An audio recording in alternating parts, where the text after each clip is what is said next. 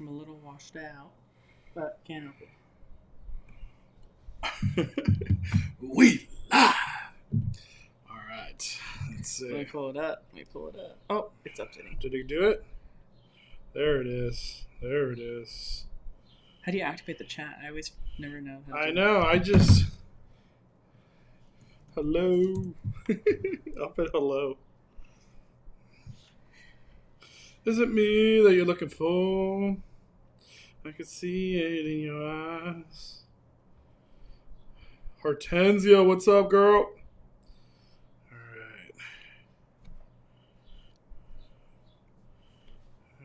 Alright. Okay. What's up, everybody? Welcome to another episode, Speculation Sunday. What's up, Rudio? We got Jay in the house. Saucedo. Can you guys hear us? And can you see us? Let's start off with that. And we have a fan going. Is the fan bothering anybody? It's just hot as hell. Hula Mama! Hope you had a wonderful day at Knott's, Hula Mama. Speculation. Oh, yeah, you said she was there, huh? I didn't see her. At first, I'm going to be honest, I didn't recognize Hula Mama until I was like, oh, it's Hula Mama. It was a hot day, Hula Mama. Hope you made it out of that at Knott's Berry Farm. How is everybody? Yes, so can you guys hear us, see us? Is the fan, is that bothering anybody? Are we good to go? All right. You know what I'm going to do? I'm going to close it a little.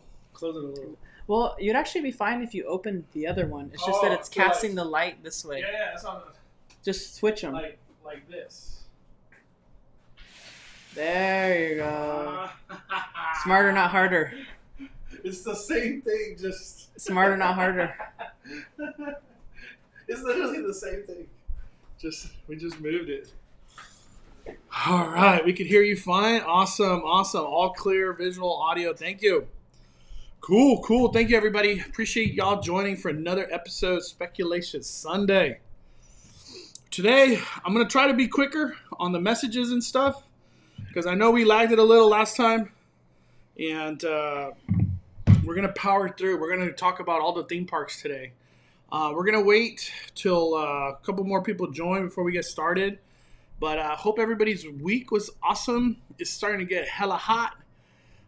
There's a lot of stuff to talk about today. And I did a questionnaire on a community post. So we'll go over some of those questions.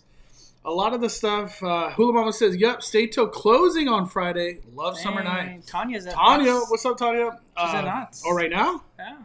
Damn. Don't turn the fan off. Yeah, it is hot outside. I think it's like 90 degrees out there. It's crazy. All right, so let me see. I'm gonna let the Instagram community know we went live. So I guess no notifications, but it is what it is. It's how YouTube rolls, man. Let me see. All right. You let IG know? Gotta let the Insta know. Get your popcorn ready, everybody. All right. What's up, Team Calibate? We are going live for Speculation Sunday. The link's right here. Take you straight to the live stream on Five Fire's YouTube. Okay. Hula Mama says, did you notify? Oh, he's doing that right now. Just did it. Thank you, Hula Mama. Like it is in here. What's up, like it is? Oh, dang. We already got the first super chat of the day. Damn. Hold up. We got Jay. It says a little more than 24 hours, guys. California officially opens. Who's ready? And that's what it's going to be. Yeah. At midnight on the 14th. Can you believe that? 2 days away from this concept of like no tears and no restrictions. And what a time for no masks because we're going to have the biggest heat wave this week. It's going to be 100. So let me look up real quick. You're going to die in the theme parks. Anaheim. You're going to die, Mondo. You're going to die. Let me see. Anaheim. Or no, I got to put weather. All right. So Anaheim. Let me read off real quick. Thank you, everybody, for joining. So Monday is going to be 91 degrees. Tuesday, 100 degrees. Dang. Why Tuesday? Damn. Wednesday, 90 degrees. Thursday, 90. Friday, 91. Saturday, 91. And then Sunday finally cools off at the 86. Are you ready for that? That's a lot. Wow. And imagine if the whole concept of standby still exists for Avengers Campus. People are going to literally wait 4 hours to get into the land. Not even on the ride, just into the land. Let's see what we got here. Sheesh. Got our popcorn. Oh, Jesus. Popcorn. By the way, happy graduation to Like It Is. Oh, dang. She's graduating on Tuesday. What, in what? Do we know? Let's see if she puts it. Like It Is. Post in the comments. What's your Post in the degree? comments. What's your degree to be? All right. Louis said I got my notification. Hell yeah. What's up, Alex? Thank you, everybody, for Arizona, 116. 116. Oh, Like, what does that even feel like at that point? I feel like after 100, it's just brutal. It's just brutal. We got Evan says it's going to be 107 in the valley. That's crazy. Jay says, sounds like I need to take a dip in the pool. For real. For real. Wing Nike says, those temps sound like movie theater weather. Yep. Yeah, that's exactly. I know. This is a good time to do it. Good time to do it. Brittany Papa says, heat plus mask equals death. Like, it's just going to be hot out there. You know, I did the mask when it was, I think, like, low 90s in February. Oh, dang. Hula Mama says she doesn't have AC at her house. What? She's like, better bust those fans out of the garage. Oh, my gosh. Damn. Oh, Like It Is exaggerating high school, you said? Oh, high school, Oh, dude. okay. Hit that horn. Wow. She's decorating her cap. I better have your YouTube channel on it. That's all I got to say. Yeah, it has to say Like It Is for sure. Yeah. If it doesn't have For your YouTube, sure. missed opportunity. Josh over here saying 100 degrees on Tuesday? Shoot. The hottest it got on my birthday was 75 degrees. No kidding. I'm so lucky. Yeah, because Josh just went recently, so it was only 75 for him. Oh, okay. Dude. And then Hula Mama better get the fans out of the garage. You better. Hula Mama, 100 degrees on Tuesday. That's going to be brutal. Like It Is says it does have it on her cap. Oh, damn. Oh, damn. What's up, Alberto? Henry 21. We got everybody in here, man. I know no notification. I don't know why. We got Brittany Butler. Just graduated from law school. And I always love watching Speculation Sunday as a break from studying for the bar. Damn. Thanks for always bringing the positive energy. Wow. Congratulations, Brittany. The bar is... Sheesh. It's a lot of school. Hell yeah. Hey, keep it going. Keep up the great work. Let me see. Jay says, Hula Mama, we got to send a fund for that AC girl. Swamp ass is going to be real this year. Oh, man. Rebecca Tapia says, not summer nights hits different with this weather. Beautiful warm weather at night. Yeah, summer nights at Knott's is incredible. They have set up a lot of shade in lots of areas. But the main stage, there's really not that much shade, huh? Yeah. It's kind of out in the open, exposed. But it's supposed to be summer nights. Nights. All right. How many people we got in here? Let me see. 205. Let's do it, man. Let's get it started. What am I drinking? I'm drinking coffee. Homemade coffee from Trader Joe's. Brittany says, we went to Taste of Halloween when it was 102. Oh. What saved us were neck fans. Dude, was it Halloween that I couldn't make it? Yeah. Oh, man. No, Brittany, it was Halloween that I almost felt like passing out, too. I almost passed out. Because I was wearing the mask. I was wearing a black mask, and I didn't drink any water, and then, we had, one of their boysenberry, the sangria, it was because of our tasting. Just dried. And that was the only thing I had because I didn't drink enough water because you can't walk around and drink at the time. So I just was super dehydrated and I still felt woozy. So I remember that day it was 102 when we were there. Manny says Do you think Universal will be less crowded on Tuesday with the 100+ degree heat? Hell no. Universal is just busy, period. And it's going to feel hotter there because it's the valley. So Universal, like, you feel like you're melting in the ground. It's just so hot out there. It's so hot. Happy wife, happy life. Or happy wife, happy life. Tattooey sunset sounds good in this heat. They need to make a way to make Tattooey sunset like a milk stand. Just a Tattooey sunset stand.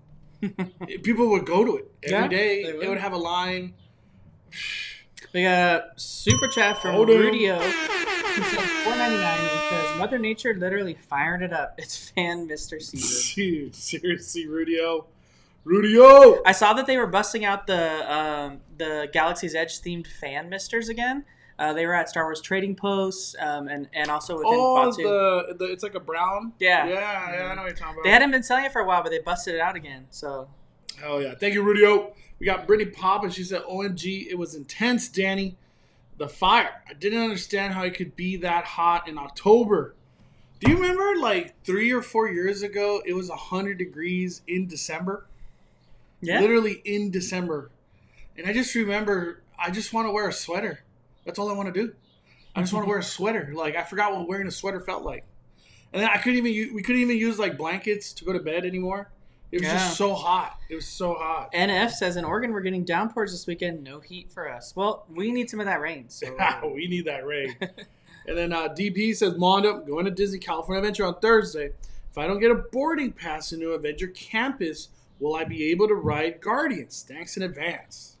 DP, if you haven't, we're going to talk about this later, but if honestly, you really need to consider your time and money, because if you're spending $200 to get into Disney California Adventure Park and you're going to waste 5 hours to get into line for Avengers Campus if you didn't get a boarding group, it's not worth it. It's not worth 5 hours. You cannot ride Mission Breakout or Guardians unless you're in the land, which is Avengers Campus. Yeah, so if you're faced with not having a boarding pass and waiting to get in line to Avengers Campus, I feel like if you're not planning on coming back because you can't afford it, enjoy the rest of the park. Go on Cars, Soarin', Incredicoaster, all Toy the rides. Story Mania. Yeah, Toy Story Mania. All of Cars. There's Monsters, Soarin', Grizzly River Rapids, Little Mermaid. And if you want the merch, School, Silly Symphony Swings. And if you want the merch, go into Stage 17. And they got it all there. Stage 17 has it all. So it's just not worth spending your entire day for $200 to wait in line in the heat, especially too. So yeah, if you just want to do like a quick walkthrough of the land, wait till the end of the night, like the last hour and a half. Usually the standby is like 5 minutes, 20 minutes at the most. There's no shows, there's no food or drinks because all that's gone probably by that time. But you can at least still walk the land, get to know it, get the feels for it. Just spending 4 hours to see shows, wait, this whole mobile order process. Hope they do standby, which I don't even know anymore. I don't know. Avenger Campus is a tough sell right now. Yeah. Unless you get a boarding group. If you get a boarding group, obviously go to the land. But to tell somebody to wait 4 hours, especially in this heat that's coming, shoot, I don't know, man. I don't know. I don't know. Go to Summer Nights. Crystal Ray today says, since Avenger Campus doesn't have shade, which is true, I'm going to take an umbrella when I go. July, August may be scorching. Damn! You're coming in the heat. Yeah, if you could bring an umbrella, I highly recommend bringing an umbrella. Let me see. We got Hula Mama saying, Summer Nights, I got corn on the cob at the end of the night. The guy put all the condiments left in the pan on my corn. I had a mountain of cheese and green onions compared to your potatoes.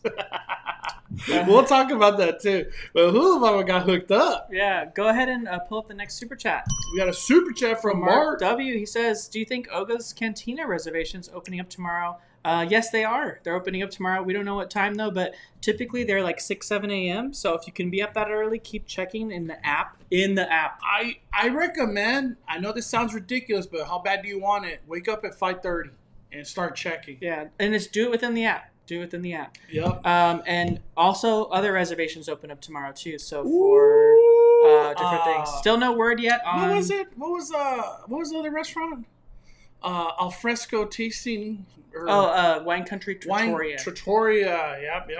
That's the other one. So yeah, August Cantina is definitely opening up. So keep checking on that. I know Mondo's going to be checking on that tomorrow because he wants it for when he's going. Yep. I miss Oga's, man. Oga's is fun. I really appreciate because we actually went to Oga's, I think on the last day, right? Yeah, I think so. I think we did, if I can remember. We got another super chat from Advance. Hold up, Casey. Let me go to it. Sorry, Casey. We'll come back to you. From Advance. What's up, Vance? Mondo, fire it up. He said, fire. Thank you, Advance. Appreciate it, man. Thank you for supporting the fire. Hell yeah. And then we also got Casey. She says, hey, Danny and Mondo. What are your guys' favorite theme parks between Universal, Disneyland, Six Flags, or Knott's? It's tough to say. It's like a mood thing, in my opinion. But Disneyland's always the best. You know, it is what it is. But sometimes, like, you're just in the mood for Knott's.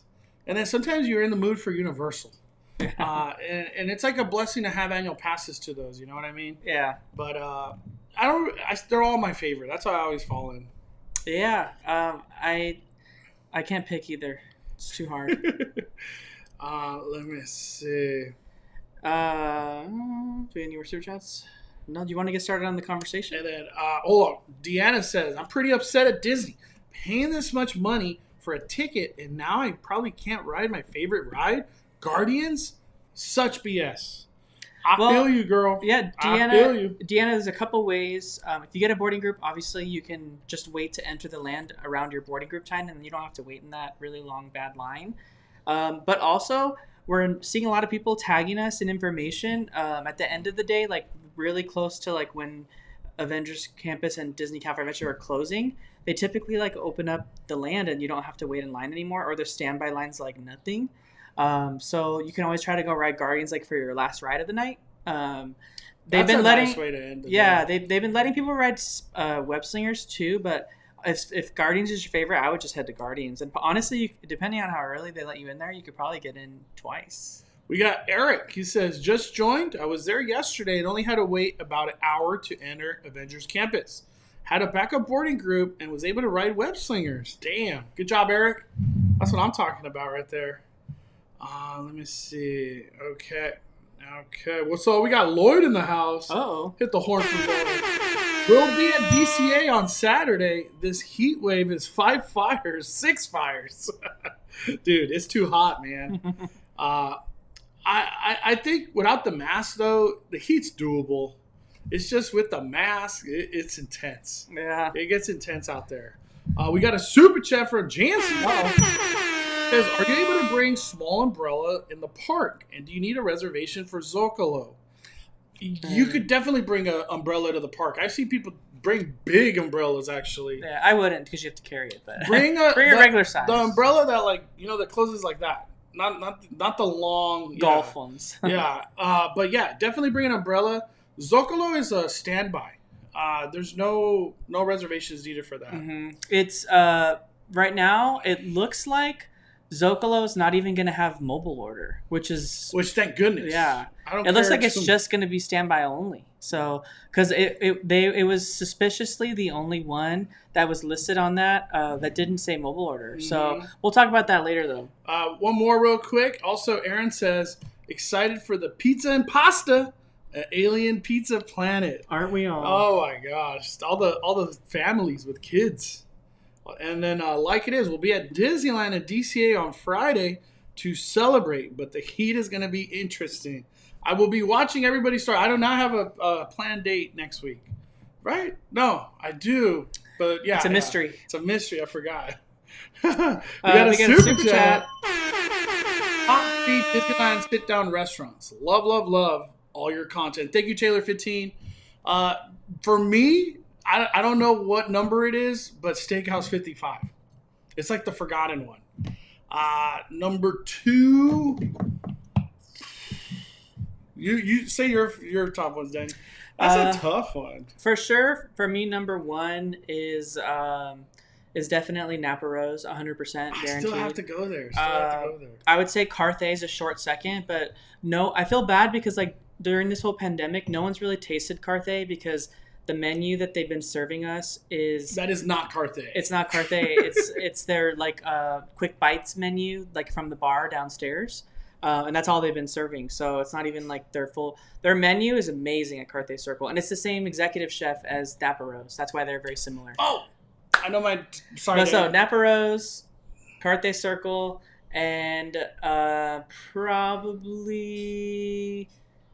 I'll probably say Wine Country Trattoria. I like it. Wow. Okay. Just because of the bread. Steakhouse 55, Carthay Circle, and Storyteller Character Dining.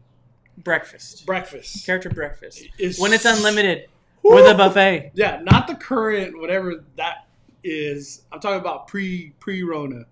It is so good. Storyteller is a banger. We got George Maldonado with the super chat. What about Fantasmic? I've been asking the same question myself, my friend. We will get into that later. But as far as I've heard, George, nothing, man. It's been a whole lot of this. But thank you, George. Appreciate you supporting the fire, my friend. We all got NF with the super chat. Thank you for your live on Avengers Campus opening day. My daughter, who hates shots, watched it to get through her vaccine dose 2. Thanks. Damn, NF. I am glad I could help that situation. I know I've heard so many stories about the second dose and just like the way your day end up going that, because Mystery Bay, number 2, rocked her big time. So I'm glad I could help with that. At least like just make the day go by a little bit quicker. But I hope you're doing fine, NF, and the family. Thank you for supporting the fire. We got Jamie P saying it's 104 in New Mexico, and I'm enjoying Speculation Sunday by the pool. Damn. We got to hit the horn. That's what I'm talking about, Jamie P. That's the fire alarm for all the heat. We got another super chat from Paul Elkins, Disney Adventure Vlogs. He says, here's my question. Do you think water parks and water rides will affect this drought since some states turn off water? Right now, I don't think they're in any immediate danger, of like some days closing because of the drought. But I'm pretty sure if it does start happening, it's like a quick update, and they're probably only going to be open like Friday, Saturday, Sunday or something. Yeah. Like if there is like a drought that, you know what I mean? But I haven't heard nothing. Right now, they said it's only going to affect farmers because they use the most water. So. The Big Black Guy channel. Where's Steakhouse 55, Danny? The Disneyland Hotel. Let Daddy explain it. That's a tough one. We got a super chat from Gustavo Suarez. Who Disneyland Hotel, though. $4.99. It says, just beat the living hell out of a kid in line. Uh-oh. Oh, my God. People kept staring me down, and I don't care. 5 fires. Whoa. Damn, Gustavo. He's getting to you, man. I know. Definitely bring patience, though, Gustavo. It's crazy out there. I know how I feel. Like, maybe you don't beat someone next time. Yeah, don't. Tell a cast member, maybe. Yeah. But appreciate the super chat, Gustavo. Let me see. We got Brittany Papa with the super chat. Oh, damn. And Brittany Papa dropping 15. Says, thank you for all your hard work you and Danny do. We laugh so hard at the food reviews. Papa ladies, love you guys. Love the Papa ladies. Thank you, Papa ladies. Appreciate everybody. Hope y'all are doing wonderful. Hope you guys had a wonderful weekend. Deanna says, Mondo, I saw you when exiting the Incredicoaster a few weeks ago. I'm the one who tapped you and said, you're awesome. Love your channel. Thanks for the pointers for Guardians. Heck yeah. Thanks, Deanna. Hope you had a wonderful time at Disney. All right. Let me see. Another super chat from regular Josh Warren, who sends $5. I saw signs of Disney getting ready for June 15th. Distant markers have been removed. Yep, that's definitely happening. That's what we keep hearing. And the hand washing stations are also being removed. Yeah. I really feel like they should keep those. Those are actually nice. Like, I use them. I use them a lot. So, yeah, we definitely seen that regular Josh. I saw in Downtown Disney in my own eyes. So, for sure. And new cast member trainees as well touring the park. Yeah, they're getting ready. Disney's obviously getting ready for 15th. Who knows what capacity is going to happen. But them just opening up Disneyland Hotel is going down. And out of state coming, it's going down. We got a super chat also from Marvin. What up, fellas? Do rides like Incredicoaster still need you to hold onto your bag when you ride? Quick shout out to the Mystery Bay Spirit Jersey. Oh, damn. Girlfriend got hers this week, and it turned out amazing. Oh, dang. Hell yeah. Shout out to Mystery Bay. Dude, I've been saying for the longest, I wish I could put my backpack on the side. Like you know how you do it on, like when you go to Knott's, they make you put your bags on the side or in a cubby hole, or like Montezuma's Revenge, you just put it there, you know? Disney, you got to carry everything. Even if you're getting on Goofy Sky School, your big backpack, you got to carry it on the ride. But yeah, in Incredicoaster, you have to carry everything. You have to put it on. It is what it is, right? But it's just I don't know. I don't see them changing. I really wish they would though. Sometimes I have a lot of stuff in my backpack. It's a tight fit. Thomas with the super chat. You have to pick Halloween at night at Disney. Are they doing Halloween? They don't always do Halloween. This is all speculation because they haven't announced a Halloween party yet. They do Halloween after dark events, essentially. So after the park closes, they throw a Halloween bash, or just a Halloween party. But there is some nights where they don't do Halloween, and it's pretty much Halloween at the park. Mm-hmm. It's not a paid event, but it is like they do. Do they do the fireworks now? Where? No, those are just for the Halloween party, huh? For what? Like Halloween time? At Disneyland? Yeah. Yeah, they haven't done like just on a regular day. Yeah. They do Halloween themed fireworks. Well, on when Halloween parties. Yeah, but that Disneyland doesn't have those anymore, so they haven't done it. We got Mickey's Mixed Magic. Yeah. That's what we got. Teresa says, I went to Disney yesterday and today. I tried 3 times for Spider-Man boarding group, and finally today at noon, I was able to get one. Hell yeah. That's what I'm talking about. Thanks for the tip of using the world clock. I don't know how many times I gotta say it, and people don't listen to me. And then they go, what's the world clock? The world clock is just, it has the seconds. That's all. That's the only difference between a regular clock and, you know what I mean? The world clock has the seconds because it matters. It matters. But hell yeah, Teresa, I'm proud of you. Glad you got it. We got a super chat from Uquiliquac. Kiliak? I don't know how to say that. Ukiliak? Probably. Not sure if you already did Universal section yet. We haven't started. We just wanted to say hello really quick while I'm at Universal with my fiance. It is so cool to see all the construction in person that we see in your videos. Oh, then it's time for Horror Nights. Can we get some Halloween announcements? Thank you, Ukiliak. What's up, Park Hop and Duo? All right, we got one more super chat from the doctor, and then we'll get started on our discussion here. Let's do it. So we got the doctor sending $20. Oh, damn, we get the horn doctor, for that one. Dude, the doctor. Go ahead and read that one. The doctor's in the house. He says, what's up, Danny? Or what's up, Mondo? Danny, the Mod Squad, and all the Five Fires community. Hell yeah, doctor. Fire push. Oh, yeah. We got Thomas with the super chat.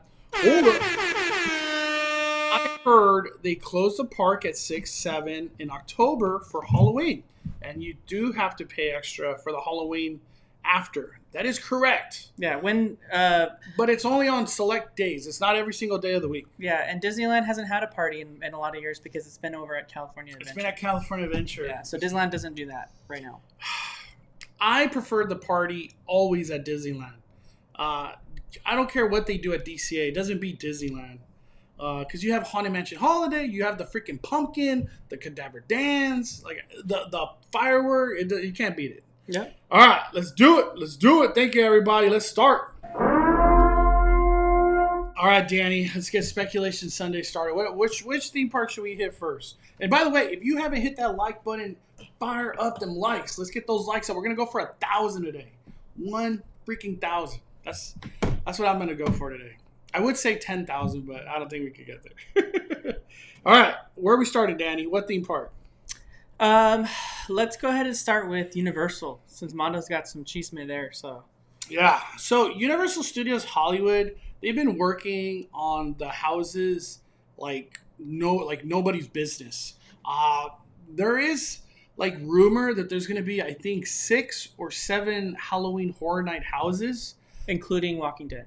Yeah, Walking Dead's one of them. Walking Dead's one. We can't rule out Walking Dead. Uh, I'm probably not gonna do, or maybe I'll do Walking Dead one time and For then nostalgia. That's for nostalgia, and that's it. I want to spend my time in the other mazes. You know what I mean?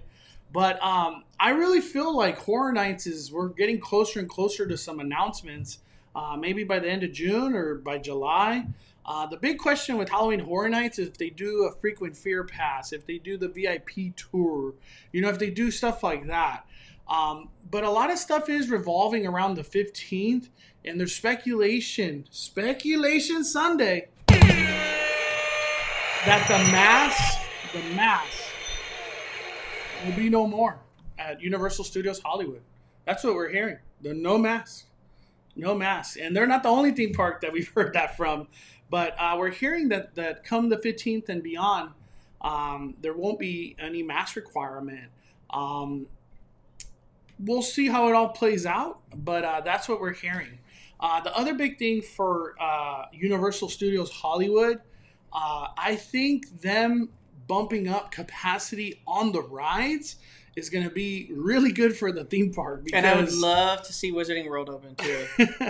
Because Universal Studios Hollywood has been struggling, because when I go by myself, I get the whole row on Jurassic World to myself and the row in front of me. So one person takes up essentially like 8 spots, 10 spots. And I feel like capacity, now I'm going to sit with random people on rides, if that's the case. Mm-hmm. Obviously, we still need the guidance and everything to be official come June 15th. And we're so close, but that's what we're hearing, speculation so far. Any other things you wanted to talk about, Danny? I wanted to talk about the mazes that you saw already. We had heard before, I had earlier, so you can just click that later on. Yep. I'd heard before that, that the Beetlejuice maze was going to be in the soundstage. And then we kind of got thrown for a loop, because then all of a sudden it came out from that speculation map that gets put out by, I think, HHN Nightmares. Yeah. That it's going to be in the soundstage behind Transformers, when we thought that might be Beetlejuice. Because when they had Beetlejuice confirmed last year, I almost thought they would have already built that. You know what I mean? But I guess they built Haunting of Hill House there, so that's what's going to be back there. So I think it's cool that you can start seeing now the facades being built for those 2 mazes by Curious George, when Monda's been showing those. It almost looked for a second like the one in the Parisian Courtyard, which is supposed to be Bride of Frankenstein Lives. Looks like it could be the Beetlejuice. To me, it's going to be Beetlejuice, I think. Because it's looking like a book, unless they bring back Creepshow 2. But it doesn't look like a comic book. It looks more like a book. And what was the book called again I can't remember, from Beetlejuice? It's like The Guide to the Living Dead. Something like that, yeah. It's been a long time since I've seen Beetlejuice. But yeah. Let me go over this super chat real quick. Just go to favorite comments. There we go. From LOL Daisy, dropping $4.99. Hi guys, heading out to summer nights with my better half. But first, a little speculation Sunday. Bye, fire. Hell yeah, Daisy. Thank you, Daisy. Good luck at summer nights. We had a blast on Friday. Friday was fun. And you got a super chat from Jansen. Jansen says, any word on when Disneyland will reopen lockers? They already have the lockers open at the Esplanade, but the lockers inside Main Street and then DCA, still no word. But we'll update you as soon as we can when we get that info. But lockers have actually been like a hard commodity, man. Those things just sell out so fast.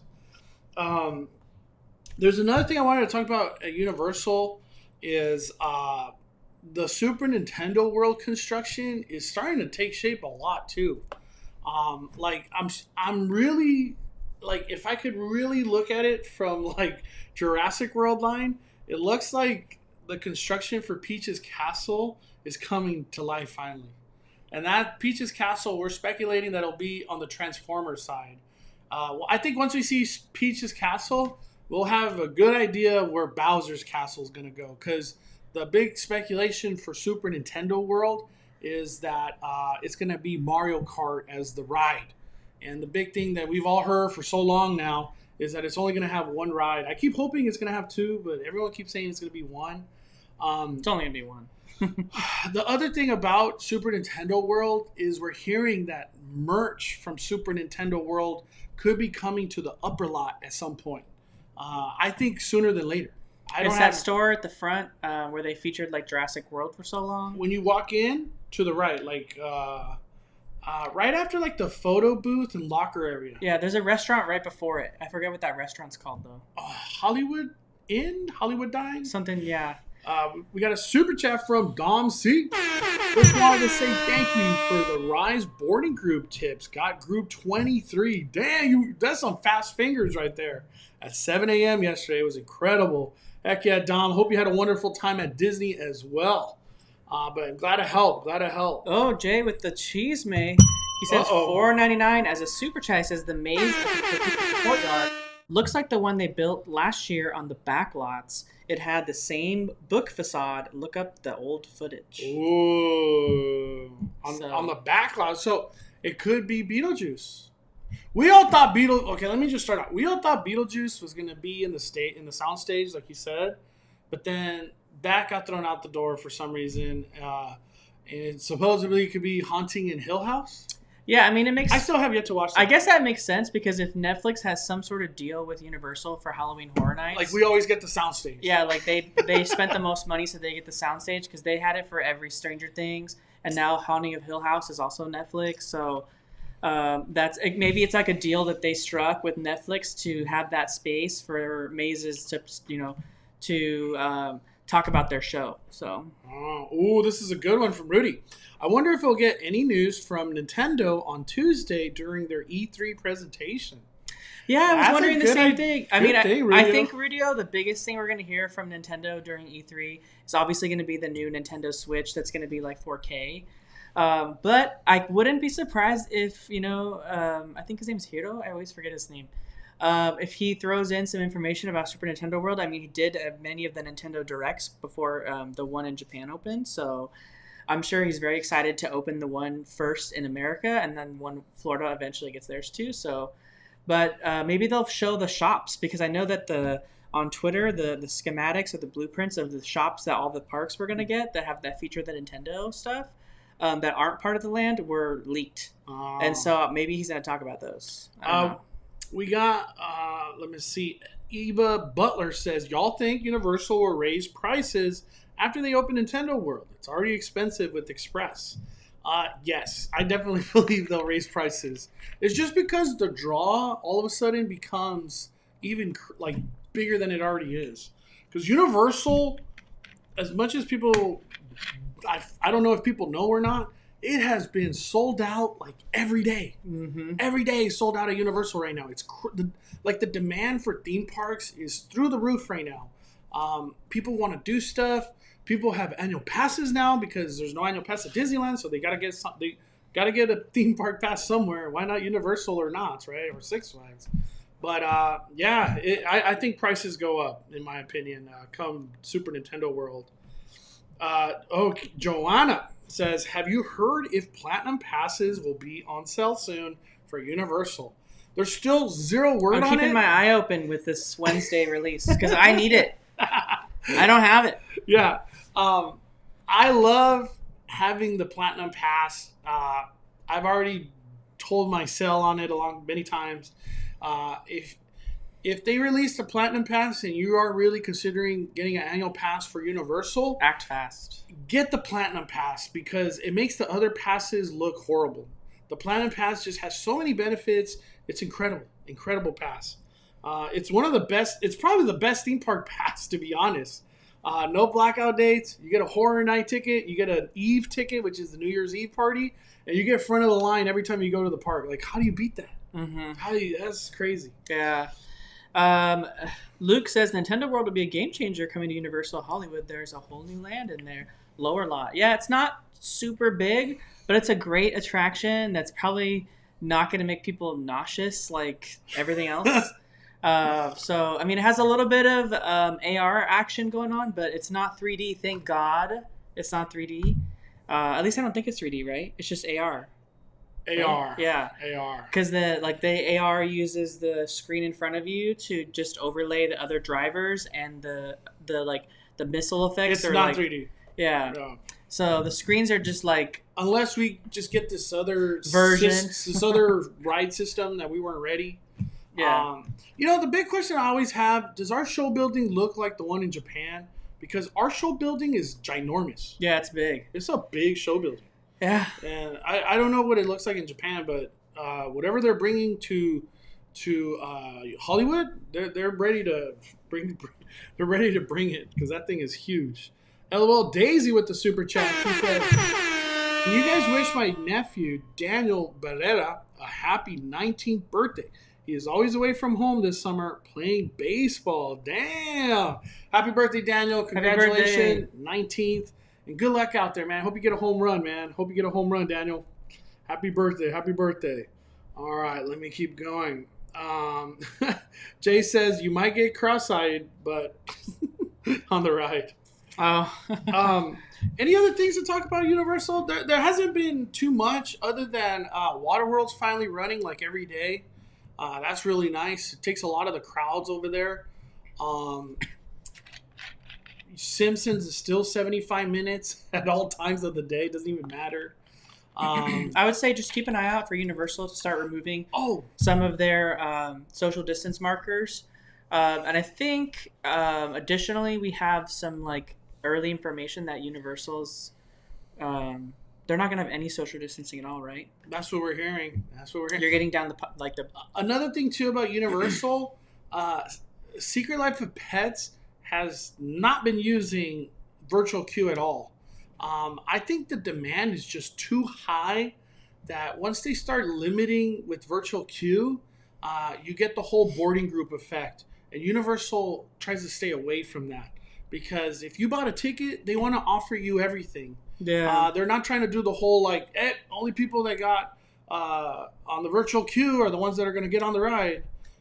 So I think their idea was great with the virtual queue. I think they just didn't expect this demand. Yeah. We got a question from Yvonne. If we have not gone back to Universal, how do we know when our pass expires? They say we will find out once we go in at the gates. I think the best thing to do. Well, I will say if you haven't been back to the parks, and you haven't been since before, like when you had so if you have your old pass and you haven't been since after this new change where they reprint it for you, now whenever you go back in, they reprint it, and that reprinted ticket has your expiration date on it. Yeah. So I think that's really the only way you can find out unless you call in. There's no way to tell somebody what your expiration date is. Yeah, I think mine ended up being in October or something. Oh, really? Yeah, I was like, whatever. As long as I have platinum. That's how it was. But yeah, it is printed on your ticket. Roberta asks, I'm going to Disney tomorrow. What restaurants don't require mobile order? Do you have that video up? Yes. I have that video only for DCA. I do not have a video for Disneyland. Yet. But the thing about Disneyland, I didn't do one because things are about to change dramatically. Come the 15th, 16th, 17th, 18th, whatever. We're going to see a Disneyland that we've never seen before. This new version of their rules and how they're open. So yeah, I'll have to say, Roberta, I don't know what's standby anymore. Let me see. I'm just reading through some of the comments. Luke says, I think the Secret Life of Pets ride might change to trackless ride system. If you look at the ground, there's still tape and markings on the ground. Okay, so glad you said that. I don't think it'll go trackless because that is a whole lot of money and more complication. Like Rise, they had 2 to work off, so they had tons of teams working on it. I don't know about. This is what I've heard because when I entered Universal on my last trip, every time I get the people that like ask you for a survey, I always do it because I know it's a hard job and they got to meet numbers, so I always try to help them out. But at the end, he was like, "Do you have anything you want to say to Universal?" I said, "Yes, Your Secret Life of Pets seats suck. It's not big people friendly. I don't even know why they're so tight, and the just the hold on the seat is like ridiculous. You would think you're getting on Goliath or something, and you're just getting on the ride that goes like 4 miles an hour. And he was like, trust me, Universal knows. I think the complaints have been overwhelming about that seat and how it just doesn't. First of all, it only fits 2 people. That's where the real big mistake is. Yeah. It needs to fit 4. That's where, like, let's start off with that. Because it's a family-friendly ride that fits 2 people.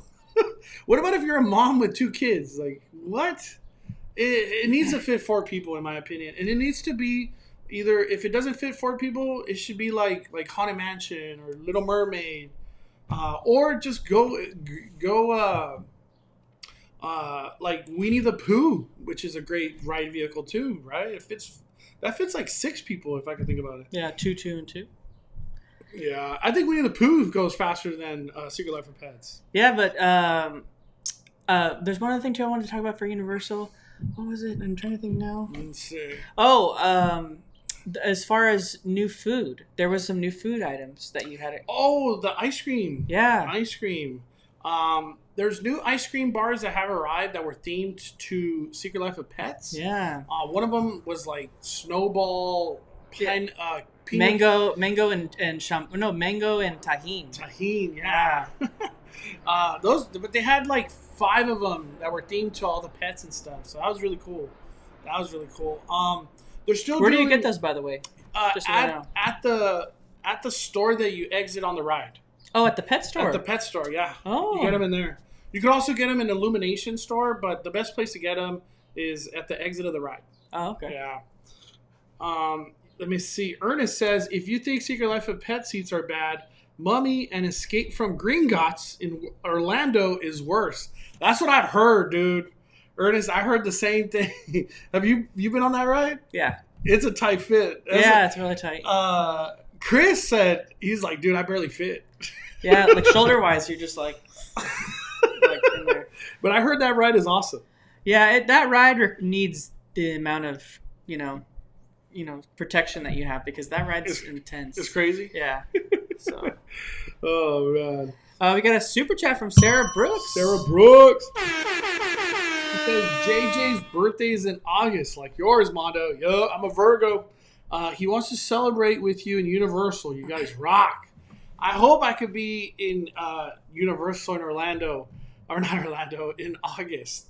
I don't know, like the way that my schedule is, I don't know where I'll be, but I hope to definitely celebrate it with JJ, man. That'll be awesome. Or at least give him a shout out too on the YouTube or Instagram. Evan Stanoff says they also have the Secret Life of Pets bars at the food stand next to the annual pass area. Oh, okay. I didn't know that. So maybe they're going to try to put those all over that Illumination area, or just the upper I can tell you right now what's going to be popular this weekend or this week is the Super Silly Funland. The water park. Dude. And it's working. Water park's and working. The first day with no masks there. Whew. Kids are going to love that. Dude, I saw one kid. It was when we went with Mystery Bay, and he just was running, and then he just went through all the water. I was like, man, I'm never jealous, but I'm jealous of that guy. It was so hot that day. I was like, man, I wish I could just run through the water. Darnell Wright sends a super chat for $10. It says, question, guys, I'm going in August to Disneyland and DCA on a Tuesday and a Friday. Does it matter which park I pick on which day? Yes, it matters big time. The reason it matters big time because that's where your starting park is. So if you start DCA, you don't have a chance to do Rise of the Resistance boarding group at 7.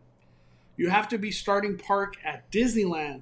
So it's honestly, what park you start at revolves around, do I want to Avenger Campus or do I want to go on Rise? I think he may be asking too. It's a she, Darnell. Oh, Darnell. I think she may be asking too if they're only doing one park per day and they're going on Tuesday and Friday to Disneyland and DCA. Which day should they have which park? Oh. Yeah. I would do Disneyland on Tuesday and DCA on Friday. That's what I would do. I would say in August things could really change hours wise. So if you guys are up for a late night, you're probably going to get a later night hours wise on Disneyland on Friday. So maybe it's worth it for you that way. But DCA probably will close before Disneyland. It just historically has. I know right now they're aligned, but maybe like when we get closer to the end of summer when things are more open, the hours return to somewhat more of a normal pre-Rona schedule, and DCA usually closed earlier than Disneyland. So you might choose DCA on a Tuesday because it'll open the same time as Disneyland, usually during the week, and the weekends is when they differ typically. So and who knows if we have fireworks displays. It'll be Friday. It'll be Friday. Yeah. So if we want Disneyland to have some sort of fireworks show, if any at all, you're gonna have to pick Disneyland because you can see World of Color any day of the week. Yeah, that's right. Disneyland Friday. I take that back. I was thinking of Disneyland because a lower crowd maybe on Tuesday, but it's tickets, so every day's crazy. So yeah, if it's gonna be crazy, might as well get the fireworks out of it if they have it in August. So yeah, Darnell, definitely do Friday. DCA Tuesday, Friday, Disneyland. Yeah. Teresa says, thank you both also for your tips on mobile ordering. Upon entering the parks, I placed all my mobile orders for the day and got them on time, especially since midday mobile ordering was down for a bit. Hey, shout out to Danny, because he was a pioneer of this whole mobile order as soon as you get there. Or mobile order while you're waiting at the Esplanade. Yeah. Sheesh. Let me see. We got a super chat from Jay Walker, but no message. Jay, what's up, Jay? Thank you for the super chat. Post in the comments if you have any comment to go with your super chat. With your super chat. Roberto says, what's your favorite place to eat in City Walk? Looking for something to do for Father's Day. City Walk's a great place to take somebody for Father's Day. You could do bubblegum shrimp. Buca de Beppo. No, stay away from Buca. Stay away from Buca. That's just... I'm not going to be mean. Do they have Margaritaville there right now? Is it open? Supposedly it's coming in July. Oh, that's what I heard. But that's not Father's Day. That's a great Father's Day place too, though. Just saying, I like Margarita. But that's not. It's not gonna be open. Not for Father's Day. I think your best bet is Bubba Gum Shrimp, or I would say Bubba Gum Shrimp. There's other places to eat, but I don't want to recommend them. Yeah, go with Bubba Gum Shrimp. Dude. You don't like Buca de Beppo? Nah, Buca de Beppo. Stay away. One fire, Buca de Beppo. I'm gonna keep it at that. Okay. Any other speculations for Universal? You have anything like that you got from any DMs or? Well, the big one is the mask going away. Nothing gets bigger than that on the 15th. The other big thing I was saying was that ride capacity.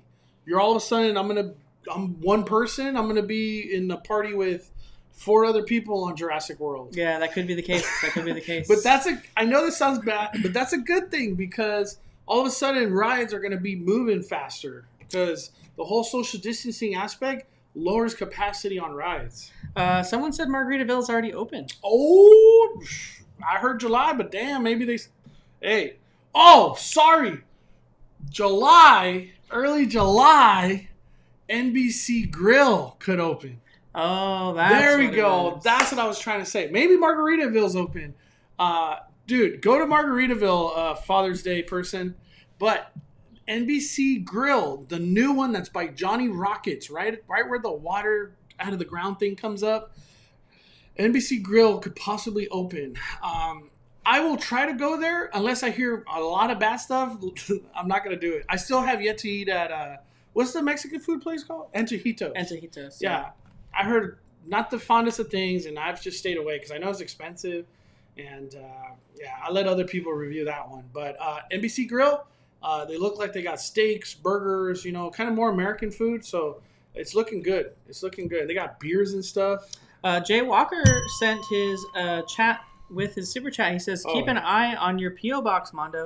I mailed your stuff, the 3D Spider-Man, and some other goodies you can give away on your channel. Oh, damn. Thank you, Jay. You haven't been in a while.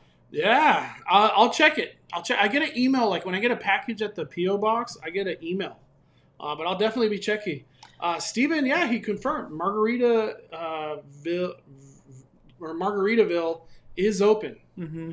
All right. We got a super chat from Sarah Brooks who sends $25. Oh, damn. Hit that. Haven't been back to Disney yet and so excited to be back. I feel like when we go back, the crowds when the crowds die down, we are going to be ready because of all your content. 5 fires. 5 fire. Thank you, Sarah. Appreciate the super chat. I'm just gonna be honest. Watch my video that'll be coming out next week before you. Like, if you're gonna go to Disneyland after the 15th, I'm going in that time period. So watch my video. Turn your post notifications on because I'm gonna try to cover the crowds, everything in detail, updates. It's gonna be nuts. It's gonna be nuts. The day we're gonna go. I already know it. Oh yeah, Matterhorn bobsleds have been testing, but we'll talk more Disneyland later. Aaron also confirms Margaritaville is open. I like Margaritaville. Okay, I might have to hit that up one of these days. Alex Asuma puts a chat. It says masks at theme parks can't completely go away come June 15th. They want to get rid of masks. It's only for vaccinated people via California guidelines, or they can just continue masks for everyone. So what we've seen from kind of released hidden verbiage, Alex Asuma, is that most theme parks, including Knott's and Universal, already with statements, are and going OC to... Register talked about it too. Yeah, already talked about it as well. The only one that's kind of up in the air right now is Disney, but at least for Knott's and everything else, it's essentially going to be an honor system. So they're going to ask that you be vaccinated. Well, actually, the verbiage says blah, blah, blah recommends that guests who visit the theme park are vaccinated, just in general. But if you aren't vaccinated, they recommend a mask.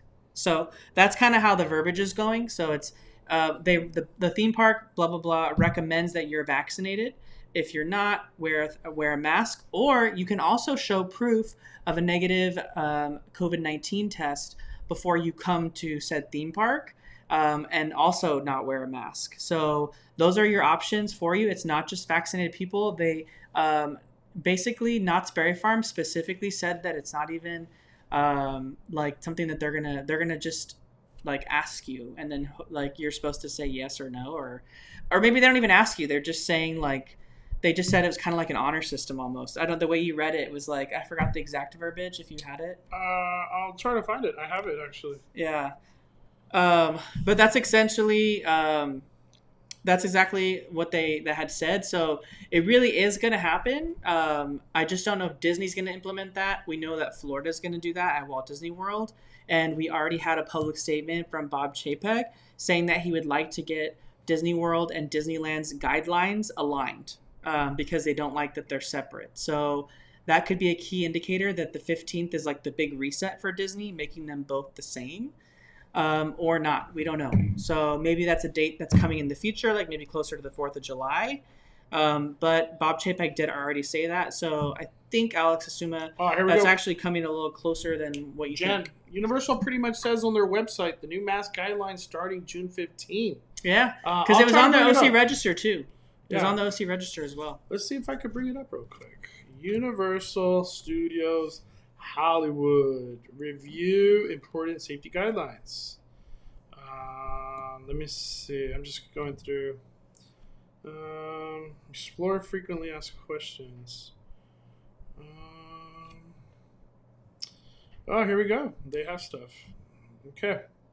Let's go to this real quick. All right, everybody. Let me see. So I'm reading right here, number 4. Will I be required to wear a face covering? What if I don't have one? Yes, we are following CDC guidelines as well as local That's health. old though. It's not this one? No, that's not it. What is it, like a it was like a blog post or tweet or something. Oh, okay. Yeah, that's not it. That's old. All right, never mind. Here we go. I have one I can send Mondo right here. Just airdrop it. Let me see. Hold up. There we go. We got it.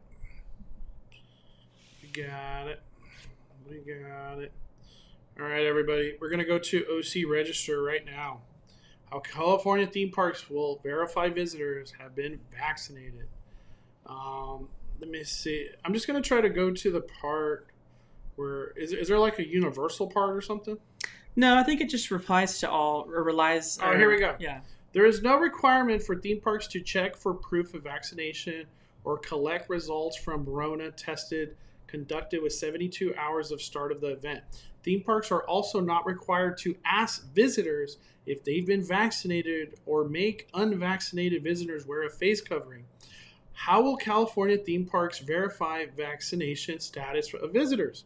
Most California theme parks will post a statement on their website, which will probably go live because that's a very important day, because that verbiage that's about to come out is all very important for every theme park. Maybe we go over it all that day. On their website or inside their parks about the state's mask recommendation.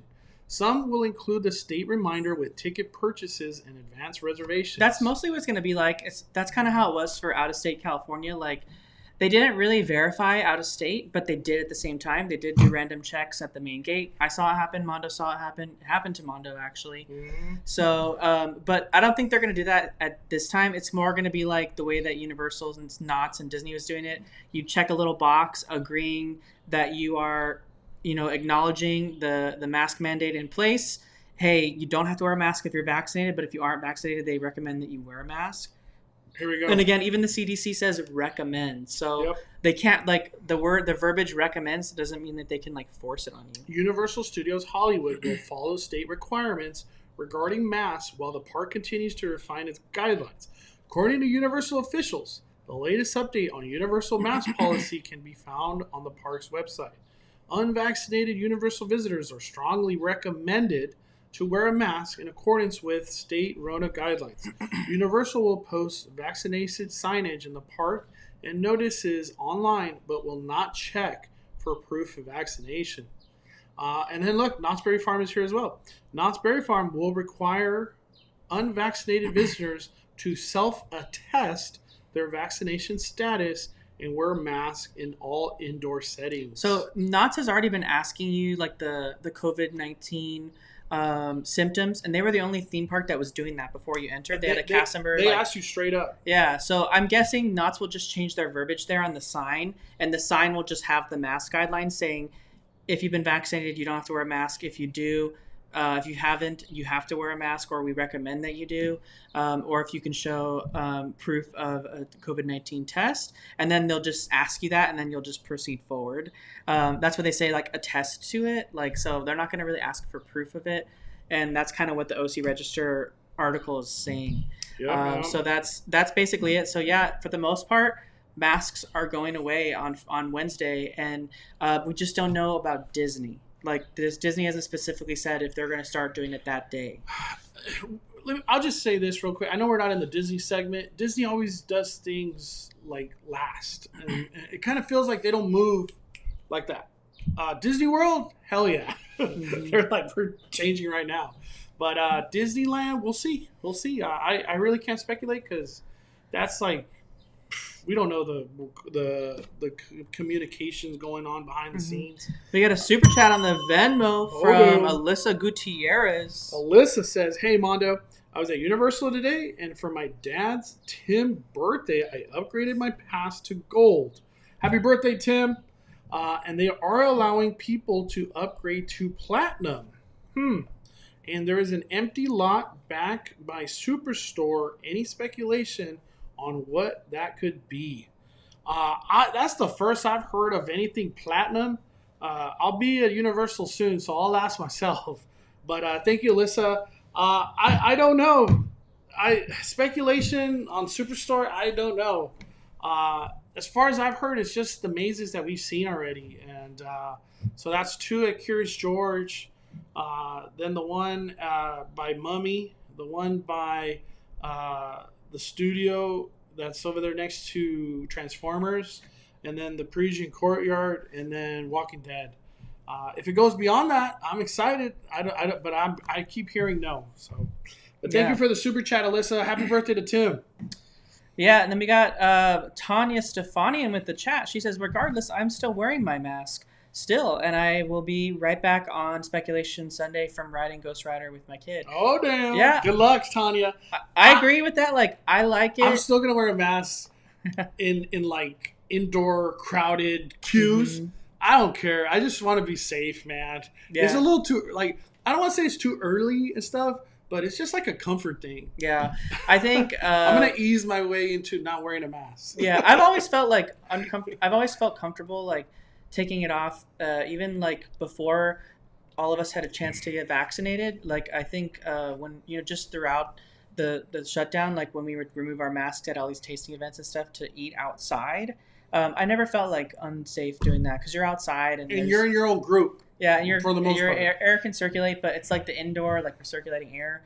Like I have no problem with continuing to wear a mask inside, and even like entering a restaurant and dining indoors. I try to not to dine indoors, like if we can, but for the most part, like you just do what you're most comfortable with. But I'll probably still wear it too, to be honest. Wearing a mask though, in like common outdoor areas, I'm totally for it. Yeah, I've been doing that at the golf courses for the longest time. Not wearing it, you mean? Yeah, just not wearing masks. But I get it. It's only like 5 people. But like I said it in my vlog or last Speculation Sunday with the Venture Campus. Pim's tasting lab, the seating, that's just like the no mask zone. Ain't nobody wearing masks in that area. Yeah. All day, every day, everyone's drinking, eating food, and nobody's uncomfortable. Everyone's just in their own parties, and it's just like it's not an uncomfortable setting. Like I just feel a little bit uncomfortable when we're gonna be in queues, like say we're all bunched up in Indiana Jones. Yeah, mm-hmm. In like the little cave tunnel thing, and or even pirates too. You're just like next to everybody. Yeah, the big crowds honestly don't even bother me anymore. It's just the indoor queuing for me. For me, it's more indoor dining, but like the indoor queuing and the indoor crowds, like that doesn't really bother me, or outdoor crowds even if it's like your shoulder to shoulder, as long as like you're outside or if you're wearing a mask, like it just hasn't really bothered me, to be honest. Yeah. But yeah, like Darnell Wright says, no one should feel like you have to stop wearing a mask. It's all your decision. Yeah. You want to wear it? Keep wearing it. Keep wearing it. Hey, we're totally. I support that. Whatever you feel comfortable with. Let's see here. Do you think Disneyland after June 15th would start using trams? I still don't think so, man. I don't think we'll talk about that when we get to Disneyland. Last thing, closing thoughts on Universal. I think we get not confirmation. I think we get either a very strong hint or actual announcement that Halloween Horror Nights is coming in like the next 2-3 weeks. Mm-hmm. I really believe we're in that mode. One thing I'm happy that we're going to see go away 100%, and this should be going away at all the theme parks on the 15th, is the plexiglass, because they said no social distancing like things would be in place anymore, and that includes the plexiglass. So I never thought the plexiglass was really anything other than I do think that some employees like it, like at the registers and stuff, and to me that doesn't bother me. It's actually kind of nice because like you don't have people like breathing on you, because some people just get like too close. Okay, that's just like the way they are. Like especially if you're working in a theme park, like people get all up in your face, like, and they don't. So like I feel like that's okay to stay there. You know what I mean? And they also said that face shields were already coming off employees this week even. Damn. So that's another thing too. Sometimes when the employee has a face shield and a mask and they're behind plexiglass, it's like you can't hear anything that they're saying. But I'm like, if they want to keep and like modify these registers and stuff to have the plexiglass, like I think that's a great addition to my opinion. As an employee standpoint, like I would have liked that. But I'm glad to see them gone on the rides, is what I'm saying. The rides. Yeah. The plexiglass on the ride, like when you wait all that time for a boarding group and then you get on rides with the plexiglass, it sucks. Yeah. I don't care. It sucks. I just don't see how it really does anything when the ride's moving. You know what I mean? Like, I don't know. With the ride, it never made sense to me. Yeah. Other areas, it makes sense, but the ride, it just didn't make sense. It's just, yeah.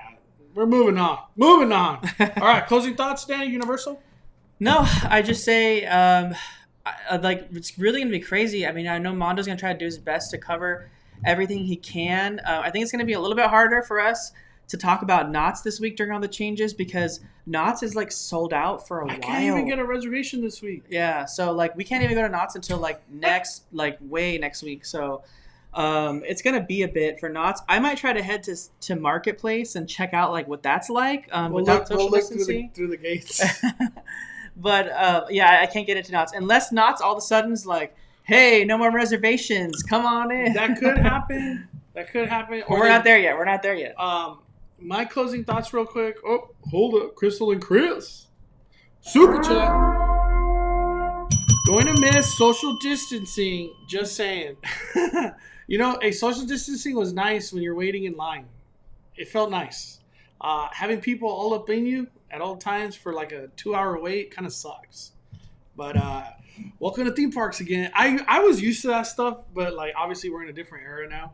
But it's social distancing. Goodbye. Come the 15th. At least that's what we keep thinking. My closing thoughts on Universal. Shout out to all the people who refurbish and maintain Jurassic World. They have done a wonderful job with that Indominus Rex. Mm-hmm.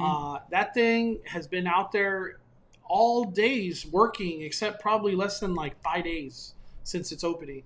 So I just want to say shout out to all the people at Jurassic World for just doing an amazing job with that Indominus Rex.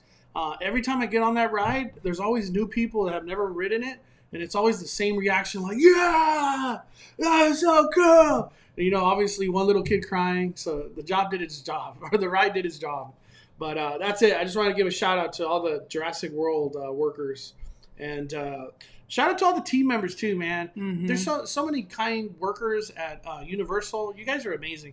Love Universal. We have Jar Jar Jones, who messages us, as a former retail employee who's been spit on numerous times by angry customers, I say keep the plexiglass between customers forever. I agree. Hey, the registers. Nobody would complain about it on the register. Yeah. Even as a cashier, I would appreciate the plexiglass. Mm-hmm. It's just a little comforting to have that. You know what I mean? Yeah, it's like a little barrier between you and the people.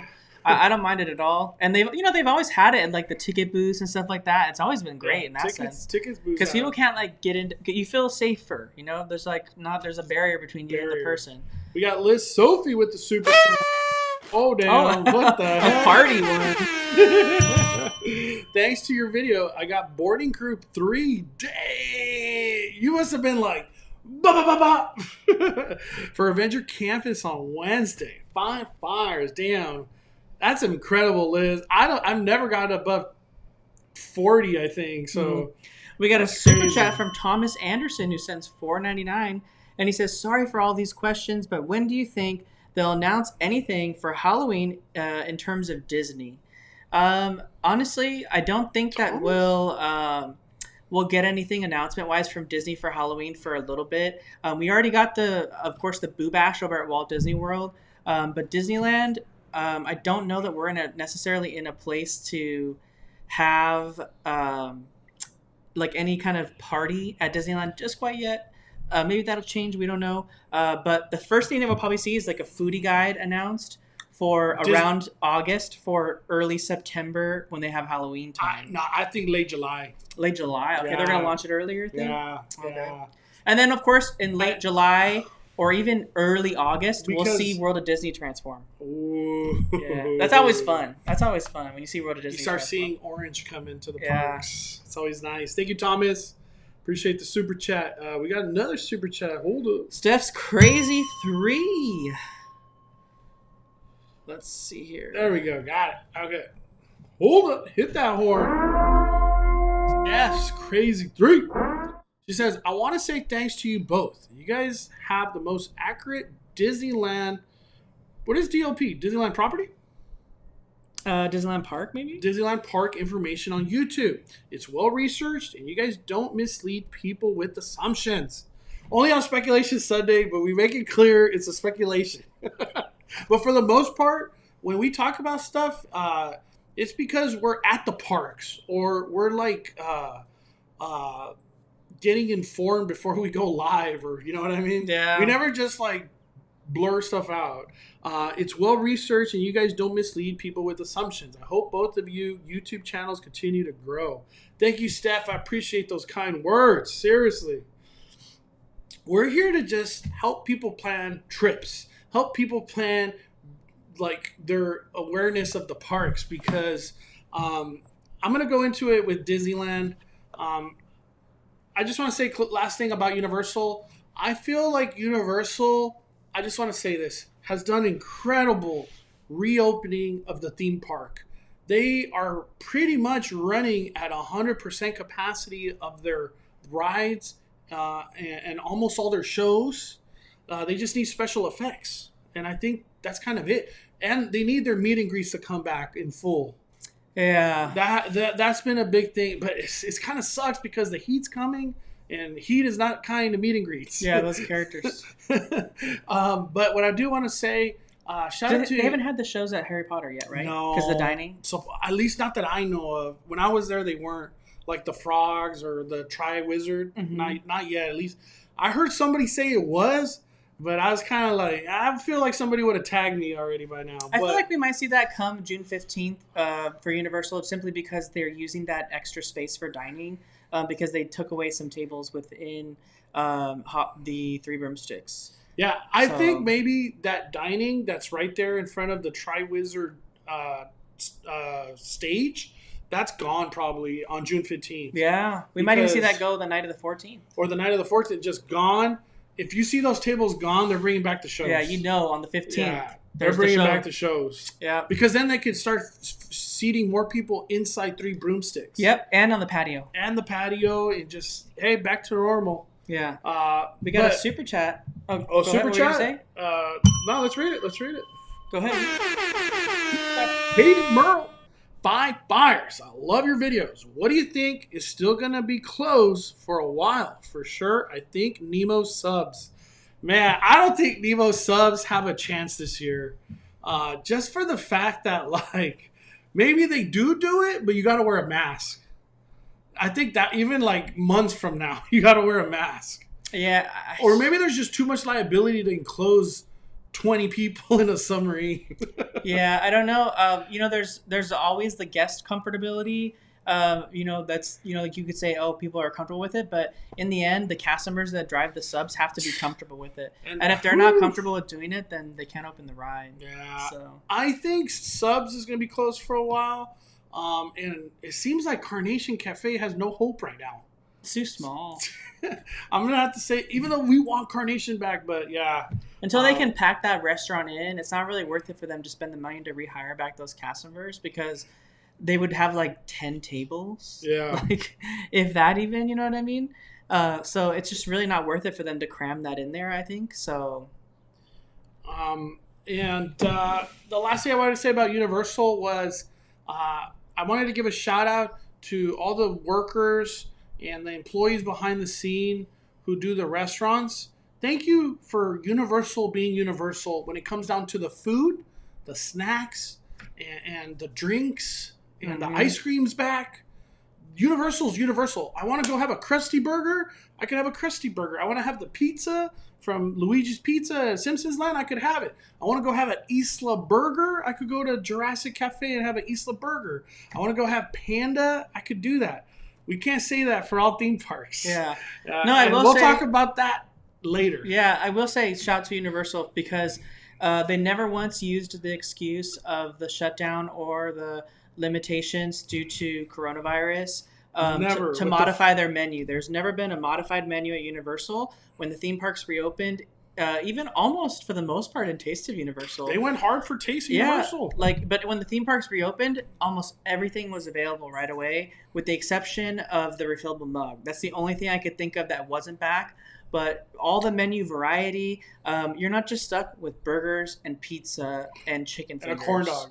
And corn dogs. Like, you literally can have whatever you want at Universal. You can have the very themed and menu at Three Broomsticks. No, they even took it up a notch and opened Minions Cafe. Yeah, they opened a brand new restaurant with a whole bunch of new options. And they even opened their bars and then added new drinks. Yeah, and I mean, dude, Universal's killing it in the food restaurant perspective. They're doing an incredible job. Yeah, and in that sense, they're bringing value, because you're not going during this time period, and Universal's not just copying out and being like, oh, this is a weird time for us right now, we're not ordering the food. No, this isn't any less of an experience by going now at Universal than it is when it's open normally. The only thing that you're not getting right now would be, I don't know, like, I guess more capacity at the shows, and then Waterworld is like a little bit different, I guess. You don't get wet. Yeah, you don't get wet. It's just modified experience, but practically it is Universal pre-Rona. Mm-hmm. Except special effects, but I don't know. I'm not the biggest fan of special effects. I feel like once you watch it one time, you're just kind of like, I'm all right. It's a great show. It's just like... It's a nice escape from the heat, usually. Yeah, I just like, to me, I don't know. I'd rather keep going on Jurassic World. All right, yeah. That's it for Universal. Yeah. I will say they don't... Mama Cat in the chat, she says, I'll be impressed when they up their vegan game. They don't have the best that is true. vegan options. That is true. They don't. Yeah, I'll have to admit to that one. Which is ironic because it's in LA. You'd think they would, but... they don't have it. But when it comes to menu variety, Universal right now, out of all the parks, is winning 100%. So. All right, let's move on from Universal. We got Moose Love with the super chat. At Knott's yesterday for my birthday with the fam. Went on Berry Tales. By the way, happy birthday, Moose Love. Moose Love 5. Went on Berry Tales.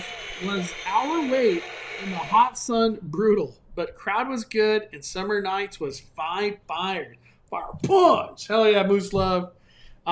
Dude, I have yet to hear I had a bad summer nights. They have that hasn't happened yet. We got a super chat from the doctor again. Doctor in the house. Doctor says, Bondo sucks. I didn't see you at Disneyland last Monday, but hopefully next time, bro. For real, doctor. I didn't have a park hopper, man. I wish I had a park hopper, but dude, the way tickets work and how expensive things are and like reservations and their dates not being available, like sometimes I just have to get what I could get. But I hope you had a wonderful time, doctor. I saw you got a churro. So you had the doctor churro party out there, man. All right. I think we should go next to Knott's Berry Farm. Knott's for sure. We went to Knott's this past Friday. We got a super chat real quick by Roberto. He says, did you guys see Knott's Berry Farm has a giant chicken sandwich? It's called the Regulator. No, it's called the Proud Chicken or something like that. Oh, my God. Okay. Hold on. I'm getting it. I just want to say this. Knott's invited me to partake, I think, in that chicken sandwich. So maybe I do a YouTube video on it and post it on Insta. Bird. The Proud Bird. I feel like I've looked at it and the pictures don't do justice. Like they should have put like a regular chicken sandwich next to it, so then you could be like, "Oh, okay, damn, that's ridiculous." But it's called the Proud Bird. It's called the Proud Bird. Here we go. I'm just sending it to you right now. Oh man, and it's a late addition to their menu because Summer Nights has been going now for like 3 weeks. Yeah. So it's really nice that Knott's Berry Farm is still adding to the menu. Let me see. It's a screenshot. All right. Where'd it go? I guess I'll have to send it over. Let's see. Okay. That's weird. Just didn't load. All right. Here we go. All right, so it's called the Proud Bird, and here we go. That is, they did put a chicken sandwich on top. Wow. Is this like the size of like a beach ball or something? Like one of the big beach balls? It's 12 inches. Or a yoga ball. It's a 12-inch big bun. Dude, with French. Okay, let's read what and a pound of French fries. Let's read what this is all about. Winner, let's get the Proud Bird for dinner. 100th anniversary celebration gets even bigger with our brand new family-sized chicken sandwich. The Proud Bird sandwich includes 12-inch Hawaiian bun, which, hey, shout out to Knott's. I've never heard a Hawaiian bun come to the menu. That's the first that I've heard. Served with the 12-ounce marinated and hand-breaded chicken breast, served with mayo, aioli, lettuce, and pickles. To top it all off, a whole chicken slider rests on its large-scale companion. So you'll get this huge chicken and the slider. So that's part of the meal. And a pound of fries. And a whole chicken slider served with 1 pound of fries and a soup or salad. And a soup salad? Yeah, and a soup or salad or rhubarb. What is rhubarb? Rhubarb. I've never heard of rhubarb. As an appetizer. The Proud Bird is sold at Mrs. Knott's Chicken Dinner Restaurant for $55. Wow, look at this. Are you serious? Look at that. What? This is crazy. I think that's what Knott's messaged me about. So I might partake in this Proud Bird shenanigans. Sheesh, I don't know what to say. Little lost for words on that one.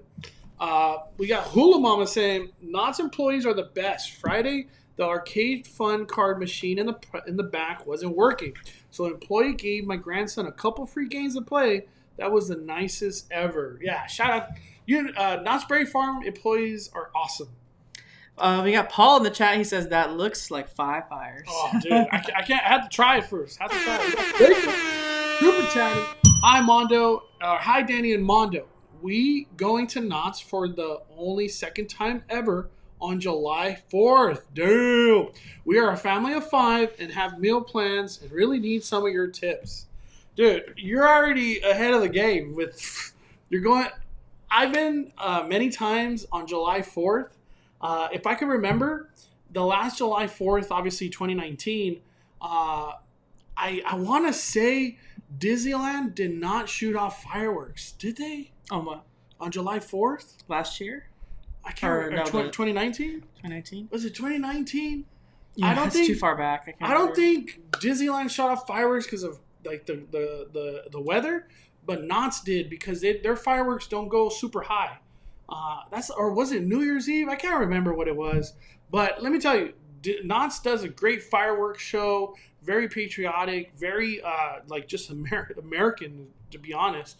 I love 4th of July. But dude, you have the meal plan. I highly recommend getting a meal plan like at 11, because if you try to get a meal plan at 12, it's going to be nuts on July 4th. Especially if capacity is just 100% or just whatever. I highly recommend getting a meal plan at 11, because then that means you could get a meal plan at like 3 o'clock or 4 o'clock or whenever you want. But one of your meal plans, definitely go to Panda Express. I can't recommend it enough. But thank you, Jacob. Let me see. I'm just reading some of the comments real quick. Jen says it's a lot of bread. Yeah, I want they did. You know what's thing I noticed on that Instagram post, Danny? They didn't post like feeds 4 or feeds 5. Yeah, I don't even think Knott's knows how many it feeds. Let me see. Peter says, do you guys think single rider lines will reopen for all 3 theme parks on June 15th? Who knows? Who knows? There's no timetable on the single rider. We will find out. Darnell Wright says, is it on the meal plan? I wish. It'd be cool if you could like combine meal plan. Like this one will take 3 meal plans to get. That'd be cool. Let me see. All right. I'm just reading some of the comments. Mr. Atan says, would you suggest Knott's or Magic Mountain Park if you had to choose one? Every single time I'll choose Knott's, without a doubt. Between Knott's and Six Flags? Yeah. Knott's. Without even thinking about it. I don't have to even double guess it. Ali V sends a super chat. You get that one already? Nope, no, hold on. Ali V sends $9.99. She says, happy Sunday. Had my first long trip and Tatooine sunset yesterday. Oh. And it was 5 fires. I had an awesome time at Disneyland yesterday. Thanks to you guys. Appreciate all the tips. Much love. Wow, 5 fires. Heck yeah, Ali. That's how you do a day. You're not even thinking about dinner anymore after the Ronto wrap and Tatooine sunset. I hope you got to do as many rides as you or wanted to do that day. Yeah. We got a super chat from Winged Nike, who sends $2 and says, did you see the Knott's survey? And she actually sent me a DM. She's talking about how Knott's had a question in their survey about a potential upcoming rewards points program. And it seemed kind of similar verbiage to like Disneyland teasing their frequent visitor program too. So I'm not really sure what that means. I think it also had to involve the app as well. Yeah. Because Knott's Berry Farm app needs some loving. Just being honest. Needs a little loving. We got a super chat from Kawaii Nancy who sends $5. She says, going to Soak City this week for the hubby's birthday. Oh. Would you consider doing a vlog for Soak City soon? Yes. I I just feel like Disneyland or Avenger Campus took over my life. I still have videos that I haven't posted from Avenger Campus, but I wanted to break the whole Disney. So that's why I've been dropping Universal, been dropping Knott's Berry Farm. I saw the Silver Bullet. Silver Bullet. I just posted Silver Bullet. That was awesome. Shout out to Chris for getting on that. But yeah, I would love to do a Soak City. I just haven't had the time, really. And then the whole reservation thing is just a killer. I'm not a fan. I am not a fan of reservations. Reservations at Knott's are hard. Oh, here we go. Yvonne. Rhubarb is a tarty like strawberry, but it's chunky. Yeah. It looks like, in my opinion, it looks like celery, but it tastes like strawberry, but tart. It's like it's a vegetable, What? but it's like you make pie with it. So like they have rhubarb pie. Okay. Yeah. So. Okay. So Jacob Giles sends a super chat for $1.99. He says, "How packed is it at Knott's Berry Farm usually on the 4th of July?" It's hella packed, dude. Hella packed. Yeah, it's like probably at a 10, it's at a 9 for sure. I'm just being honest. It does die down in the night though. I know there's fireworks, but it does die down. It does die down. We got Disney Diva Gem. She says sending out a hashtag just because for Jar Jar Bougie. Hit the bell for Jar Jar. Jar Jar. No, the Bougie bell. Oh, we got the Bougie bell, man. Merciless. Knott's taste of Halloween and Christmas was so good. Food, good vibes. Planning summer night. You got to go, Merciless Kitty. Summer nights has been incredible. I just didn't have a chance to hit up coasters because I wanted to do Sutters when I went for some reason. I really wish I did coasters now. But yeah, on my meal plan. Amy says, thinking about getting Knott's passes. Is it worth it? How do reservations work? Do they have DOS type service for people with disabilities? They do have DOS at Knott's. It kind of works almost the same way as Disneyland. You get a return time. But the thing about Knott's, it is hella worth it. It's such a affordable annual pass, and the add-ons is what makes your pass amazing. Like the parking, photo if you want, the meal plan. You get 2 meals on every visit. You just have to wait 4 hours. And the most important part too, the soda plan. So when you go to theme parks, you're not dishing out $18, $5 for a soda. Honestly, I wish. One thing I really, really wish, if Knott's is listening, I wish with the soda plan, they have an option for you to take a water bottle. I would do it every time. Every time. If you could do a water bottle instead of a soda. Yeah. Oh my God. Yeah. I would be down with that too, actually. Because there's sometimes you're like, I don't want soda. I just want a water. Like a nice cold And I don't want the tap water either. Yeah, I don't want the tap water. Yeah, but I recommend it, Amy. Super worth it. Let me see. We had a follow-up from Ali V. Said, was able to do 15 rides yesterday. 15 rides! Was a little scared seeing all the people in the long lines in your videos, but those lines are moving quick. Longest line I did yesterday was 45 minutes. Hey, can't beat that. We got a super chat from Jacob. Says, thank you so much. Can I get a fire punch for my son, Sam? 5 fires for Sam. Hell yeah, Jacob. Let me keep going. Amy Vasquez says, do you recommend getting a Knott's pass? How do the reservations work? Amy, it's just like Disney. That's the one I went over. Oh, you did? Oh, yeah. I must have missed that. No, it's all good. Let's see. Cedar Fair has 4 parks doing. Oh, that's why. Okay, so Jen Arredondo says Cedar Fair has, which is the parent company of Knott's, has 4 parks doing the Park Perks program. You basically get rewarded for visiting the parks, like desserts, bring a friend tickets, etc. I think the survey is gauging it with Knott's maybe as an addition. So I'm down for that then. Damn. Yeah. Basically, it rewards you to come more, which means that if you're coming more, you're spending more money there. Yep. Alex says, so are you saying there'll be firework display at Knott's this year for July 4th? Oh, I believe it. Hell yeah. I believe it. There's fireworks every Thursday, night. Friday, Saturday, Sunday. Yes, I definitely believe. Like, Knott's, July 4th is very important to Knott's. Every year. So, yeah, I definitely believe it. We got Super Chat. Reservations are useless at this point. Great for the parks, but horrible experience for the jump for guests. I totally agree. Couldn't agree with that more. Thank you, Jay. We also got another super chat from Mr. Ataz. Thanks, always great info. We're Six Flag members from NorCal and thinking about switching Cedar Fair members. Home Parks Discovery Kingdom versus California Great America. Have you been to California Great America? Nope. We need to do that. And Discovery Kingdom. Rafa's going there this weekend. Dude, this dude named Rafa, that food theme park's Harder the than hardest anyone. I've ever seen in my life. That dude, I'm glad I met Rafa. He's such a cool guy.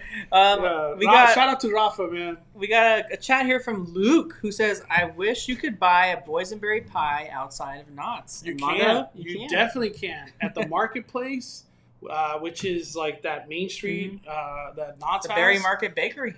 They have it in the bakery. You could buy just a slice of pie or a whole pie if you want. And I would say a slice is probably like $5 to $6. The whole pie, probably like 16, somewhere in that range. Discount applies though if you're an annual pass holder.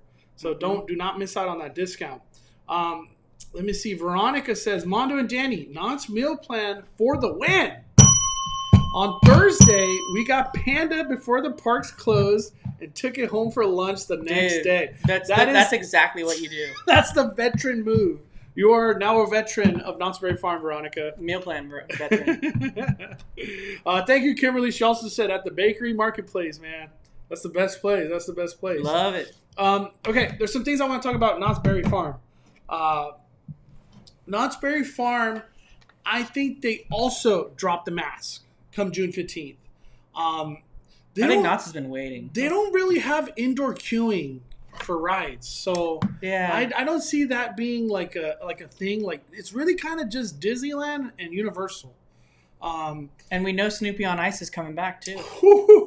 Snoopy on Ice, and they hinted other shows or other things could be coming to Walter Knott Theater. I almost said, it's Walter Knott Theater now. Not Charles Short's Theater. Yeah, I almost said. Dude, we need other characters though to help break all the work that Snoopy has to do. He's carrying everything. Snoopy is like carrying the load like nobody's business. Poor Snoopy, man. Dude, Snoopy's been carrying Camp Snoopy, or not Camp Snoopy, but just Camp Snoopy meet and greet for too long. Snoopy needs a little break, man. They need to bring Charlie Brown or just other characters. Break it up. Lucy, Linus. They got to bring them all. Bring them all, yeah. I do want to say, though, Knott's Berry Farm, if you go in the day, like on a Thursday, Friday, Saturday, Sunday, when they're doing their 100th celebration, it's an amazing time because they have a lot of shows at Calico Main Stage. And the happiness is, I'm just gonna be straight up honest. I thought I wasn't the fondest of that show, and I've fallen in love with that show. Just the message and the story that they're telling is such a great show. It brings happiness to my heart every time I watch that. Mm-hmm. There's some other things I want to say too at Knott's Berry Farm, and it's in front of the Calico Saloon. There's a stage there as well. They do magic shows there. They do different artists play music there as well. There's just so much to do in that whole Calico area. And just recently, we got on Calico Mine Ride, and I posted it on YouTube. Shout out to Danny. It's my favorite ride at Knott's. Calico Mine Ride is the best at night. Oh, yeah. So way better at night. If you could ride that ride at night, highly recommend it at Knott's Berry Farm. It's definitely a top 4 ride for me. Because all the new lighting they did on the ride is so great at nighttime. It's just like a can't miss for sure. But I too also wanted to talk before the super chats about Knott's Berry Farm, just in regards to the entertainment and stuff like that. There's a lot of other things too. Don't forget when you first walk into Ghost Town on the left, they got the shop and the geode shop there too. And the geode shop's really fun to go into. The kids can pick a geode and they can cut it open right there and see what their geode looks like. A lot of kids love doing that. I'll say it's not the most cheap experience, but it's fun, and the kids get to take home a really cool souvenir that they can display. And I think the shop even sells like a stand to put your rock on if you want it. I've seen that. And then a little bit further down the path, don't forget to right outside of Ghost Rider, kids can pan for gold. And that has been forgotten. Yeah, people forget about that. That's over there. I love that experience. Take your kids over there, pan for gold, and then even over there in that corner is the Ghost Town Bakery. No one goes there. I love Ghost Town. You can get pie slices there. You can get whole pies there. Breakfast burritos, all kinds of stuff. They also have the lockers and the less crowded guest relations over there too. Yeah, and Jen always tells us that. Yeah, and then I wanted to throw one other thing too for activities as far as for kids. Always keep an eye on the schoolhouse in Ghost Town because they were always doing something in there, depending on what's going on. So just keep an eye out. If there's something on there, if it's not, it'll be closed up. And Crazy Kirk and the Hillbillies are now playing. Yeah. So shout out to them. Always providing a great show. We got Steph with the super chat. How close to your rest time do you have to enter Knott's? Knott's Berry Farm, if you have a reservation for like today, you could go at opening. There's no more time slots. The time slots are gone. That is gone. So you could just show up at opening, which I highly recommend.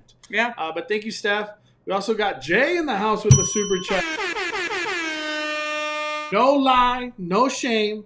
I used to go to Knott's just to use my meal plan. Hey, everybody's. Hey, Mondo used to go to Disneyland and then go to Knott's to get his meal plan. I would eat nothing at Disneyland, go to Knott's to hit the meal plan, then go home. And like hit a couple rides maybe. Yeah, or do a couple rides. Or no, I used to always watch a show. But yeah.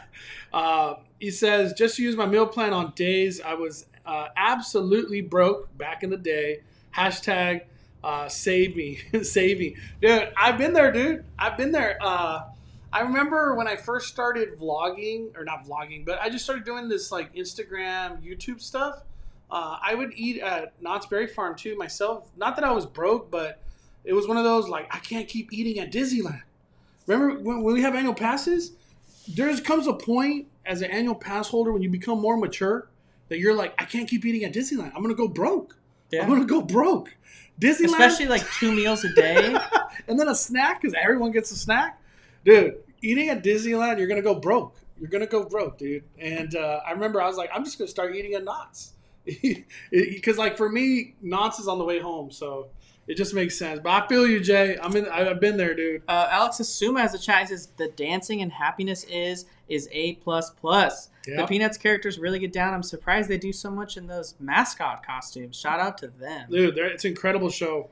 Incredible show. Soy Eunuch says, is the train running at Knott's yet? No. I haven't heard anything. I hope it returns after the 15th, but I know the stagecoach is coming. I think on the 15th or 17th or something. Yeah. It's going very soon. Unexpected MC1 says they sell dino poop at the Geo shop. I have no idea what that is, but that's crazy. And the Big Black Guy channel says, I took my daughter to Pan for Gold and she loved it. Dude, yeah, we did Sonic with it too. It's a fun kid experience, and it's like a 20-minute, 30-minute thing. It's really cool. Really cool. Kawaii Nancy says, got my little one a geode last week and told him they were as old as dinosaurs. He loved it. Now he displays it in his room and he got it for $20. Not bad. And it's a cool memory to take home like that. Yeah. Seeing like the excitement of like seeing this gross rock and then they like cut it up and wash it and then you got the geode. Yeah. It's really fun. Can't beat it. Can't beat it. All right. We got another super chat. Hold up from Jay. Jay dropping the fire today.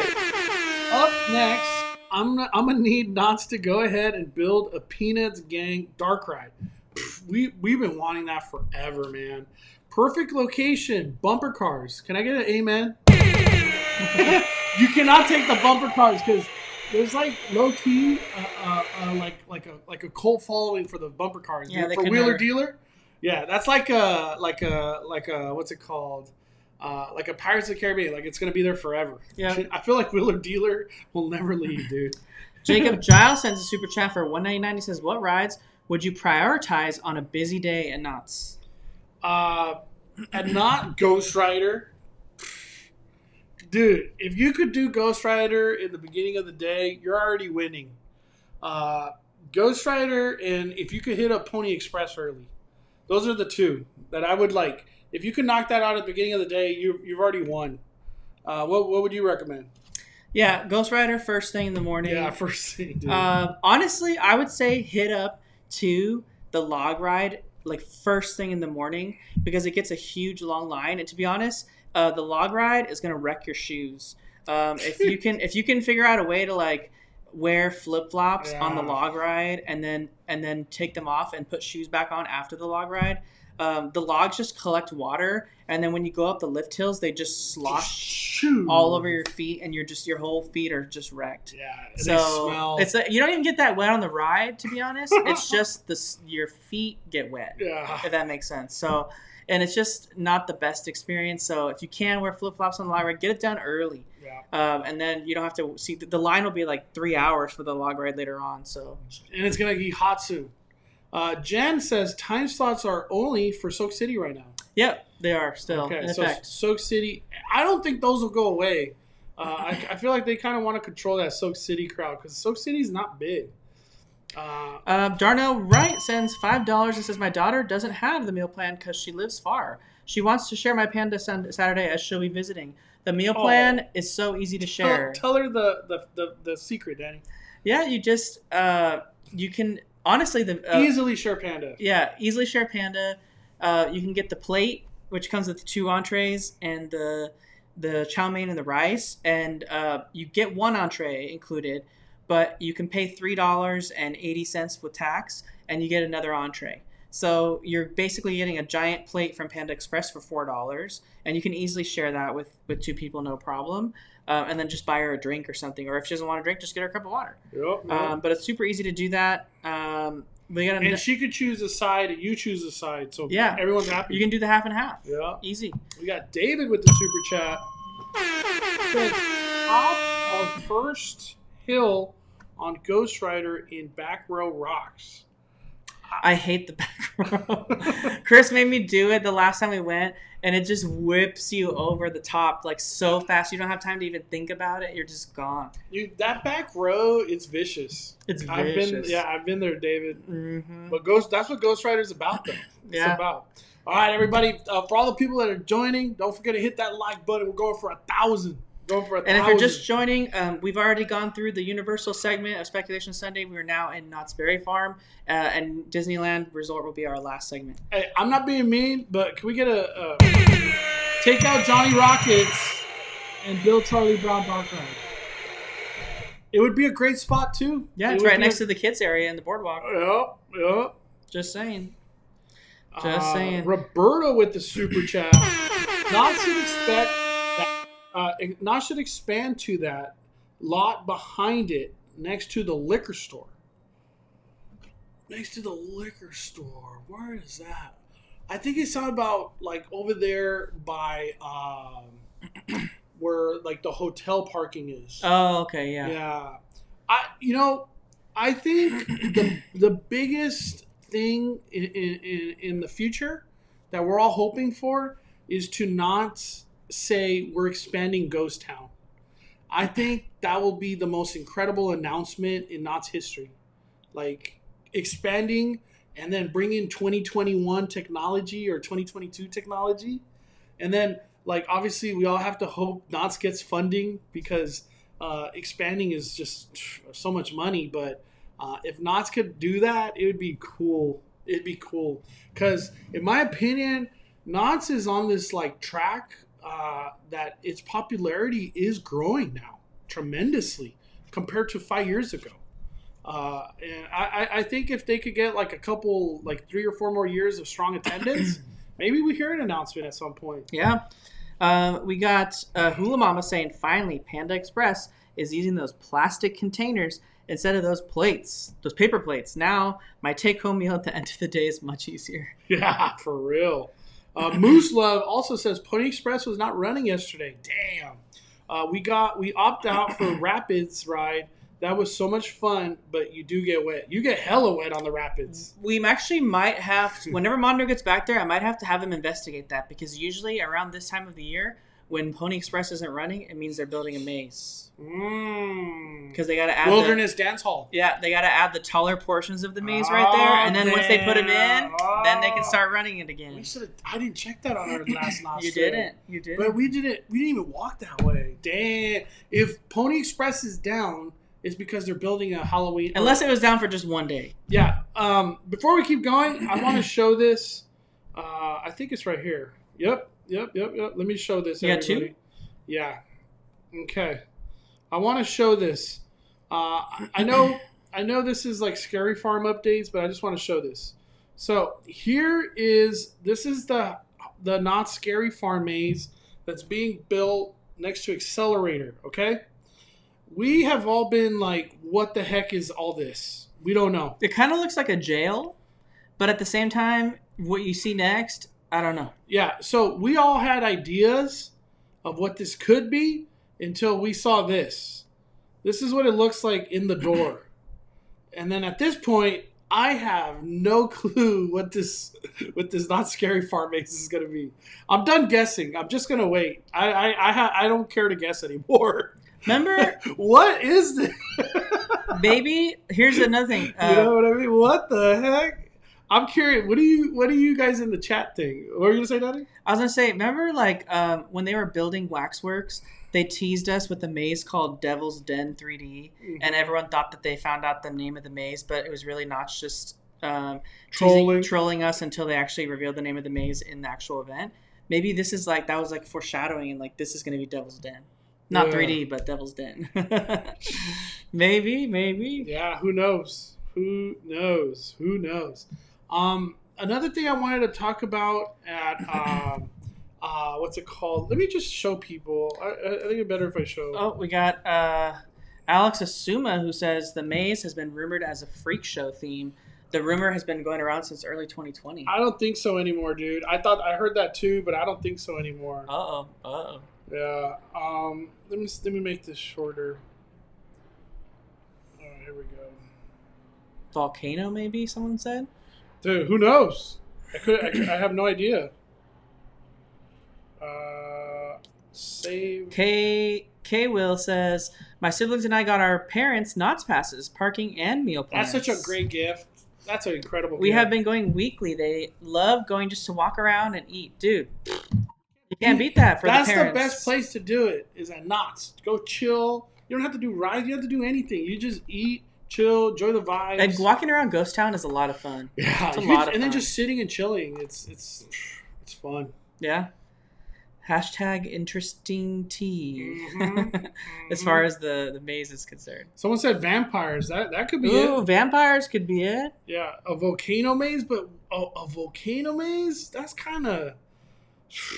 Maybe. You never know. All right, I want to show everybody...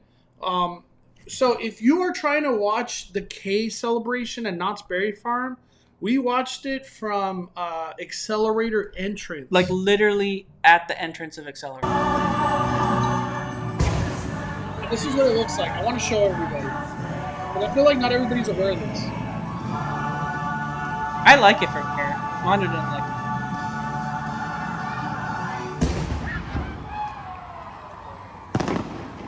it. Look at that. So, can we give people some good spots to watch the show, Danny? We want to watch that. That's from the Accelerator entrance. There's a good space there to watch it from. Let them know the time, too. It's at 8:45 on, every night. I think they only feature fireworks, though, on Thursday, Friday, and Saturday, if I remember correctly. Friday, Saturday, Sunday. But that was Accelerator entrance. You can also watch it over in Boardwalk area if you're kind of like by Hang Time and like the Boardwalk Kids rides, and also Johnny Rockets. It's a really good place to watch it too. You can kind of see it too over by I don't even know what it's, the Boardwalk. What's that dance hall that they use for Dark Ride? Cloud 9. That's what it's called. I don't know. Right, there's Just Boardwalk Barbecue. Boardwalk Barbecue. There's a stage right there that they use for a maze every year called Dark Ride for the last few years. That space right there actually has a really good view of the K too. So like you can kind of watch the K from all those areas. If you're in Fiesta Village though, or like in Ghost Town, you're way too far and you're like not really going to see it all that well. You can kind of see it over by the Calico Mine Ride, but not really. It's like the top of it sticking out, so you wouldn't really get a great view of the fireworks. But if you want a view of the fireworks and like the really cool lights, you'd want to be in one of those spots. Jay super chatty. He says that they saw a hot air balloon in there. Wiz of Oz maze. Jay keeps saying this, or he says like You could be said, right. He said like Could be right. He said Great Gatsby or something like that. Dude, we just have to wait for announcements. Jen says, my favorite spot is between the stage and Calico Mine Ride. That's a good spot. Yeah, I mean, it's kind of. I mean, you can't really see the fireworks too much though from all angles on that one. We got a super chat from Tina Huang who sends $4.99 and she says Pony Express is still down today. Really? Interesting tea. I'm at Knott's right now. Oh, that means because they're building a Scary Farm house. Jay Saucedo sends another super chat and he says, thank you, Tina. Allegedly, Knott's was going to tear down all mazes and its buildings backstage by Ghost Rider for an unannounced project. # interesting tea. What do you think about that? Damn. I will say when I went on Ghost Rider and you look down to your right to where Paranormal Inc. usually is, which is an amazing, really fun maze. The Paranormal Inc. facade's like up 24/7. It's like a permanent sound stage that's built backstage. It's a disaster zone in front of it. There's just a bunch of props just piled up like a junkyard in front of it, and it looks really run down. So I'm not sure if they're getting ready to tear all that out. I mean that might make sense. So maybe we don't get a Scary Farm this year. Maybe we do. We don't know. I have a pass for it, so I hope we do. Hula Mama says between Johnny Rockets and the water is a good spot. That is a great spot. Yeah, that's where we watched it on like most of the first days. Highly recommend that spot. Yeah. We just wanted to try the new perspective over by because you have such a clear view of the K like you saw in that video. But for Mondo's perspective, he thought it was too close. It was just because the fireworks went off on that Goofy Sky School ride. So we were looking at the K, but everything was happening on the right side. So it's just a tough perspective. But at the same time, it was still great. Oh, the big change that happened is the Sky Cabin doesn't go up anymore and shoot off fireworks as it's going up. And the Sky Cabin in general is not open, period. Mm-hmm. It hasn't been open. So maybe the fireworks being shot off something went bad. Or complaints happened. Moving objects shooting fireworks. Maybe that was too cool for school. But I don't know. Maybe on the 15th that changes. Roberto Freire asks for how long the fireworks are. It's like 10 seconds. It's just a few fireworks that really kind of seal in the deal of like the lighting happening and like little kind of specks thrown here and there. But it's a unique surprise that most guests who are coming don't even know is happening, so they kind of like freak out by it. And Alex says fireworks are now nightly through August 15th and weekends only through September 6th.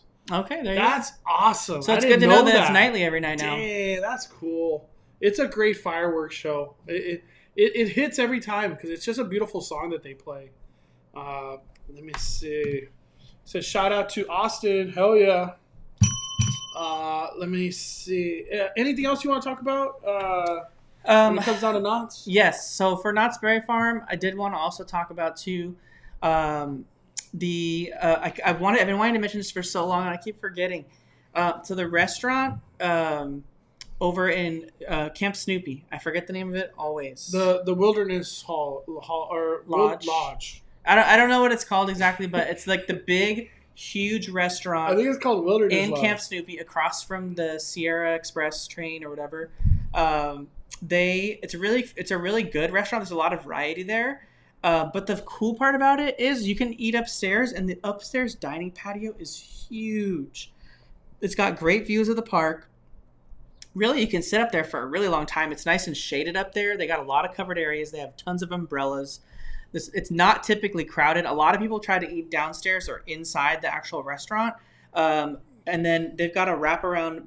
It's called Grizzly Creek Lodge. That's what it is. But it's got a cool wraparound thing, and then you kind of look down into the water area there. It's Camp Snoopy. So I just want to recommend it because I feel like no one goes there, and it's like a fun place to kind of just like get away from it all, but still see the whole park. And in that same vicinity, the little trail that goes in the caves is now open. Oh, yeah. In the Camp Snoopy. You could go, there's like It's cool. I don't know how to explain it. There's just caves. You're literally in caves. I just like the upstairs patio because I was just like, wow, this is so big. And let's talk about another thing. Food and Knott's are like one of a kind. Like they're the same thing. Shout out to Knott's for opening the theme park with all of its foods. Just like Universal. They don't have this like limited only serving 3 items at the restaurant. In fact, they added a lot of stuff. They added stuff. And then they added more stuff with the big what is it called? The big bird? The great bird? Oh, the Proud Bird. The Proud Bird is coming. I'm guessing there's more foods coming that we don't know about. But Knott's Berry Farm having all the foods available, really except Johnny Rockets. I just want to give a shout out. All the people behind the scenes that opened Fiesta Village. They opened up Ghost Town restaurants, Boardwalk restaurant. Everything's open. Everything is open. It's so cool. And we appreciate that because the value is incredible at Knott's Berry Farm. Even if you just go for one day, you're getting so many rides, so many shows, tons of food option. The funnel cakes are still bomb. For some reason, lately, when we went on Friday, I feel like they were giving people double scoops on their funnel cake of ice cream. Yeah. People like their funnel cake and then an ice cream, just. Soy Eunuch says here in the chat, she says that's where we go to sit and eat our snacks. Grizzly upstairs. Yeah, so literally, if you're bringing your own food into the park too, head upstairs there. I'm telling you, there's so much seating up there. Every time I've been up there, it's been dead. And it's like calm. It's calm. It's not crazy. You're not near like big roller coasters. Yeah. So I did keep seeing this though, and I don't understand it at all. Aaron Queen keeps saying Ghost Rider is uncomfortable. Why is it so popular? Ghost Rider used to be very, very uncomfortable. It was it's a wooden ride, so it's going to get uncomfortable over time. It just hurts anyway. They spent a long time redoing Ghost Rider, and it's not uncomfortable anymore. It's still going to be wild because it's a wooden roller coaster, so it's still going to make sudden movements, but as far as bumpiness, it doesn't hurt like that. Let me say something. Ghost Rider, when the gravity takes you to the left, don't fight it. Just go with it. Just go with Yeah. When you start fighting it is when you pull a muscle in your back or something. Mm-hmm. I've been there, done that. You just go with it. Yeah, and if you can, try to ride, in my opinion, try to ride towards the front. Yeah. Because then you can anticipate the move that you're going to make and you can kind of like prepare for it. Like Matterhorn, you know? Matterhorn's bumpy too, but Matterhorn's way bumpier than Ghost Rider, in my opinion. Matterhorn? No. You know the bumpiest ride? I hate it. Space Mountain at Walt Disney World. I hate that ride.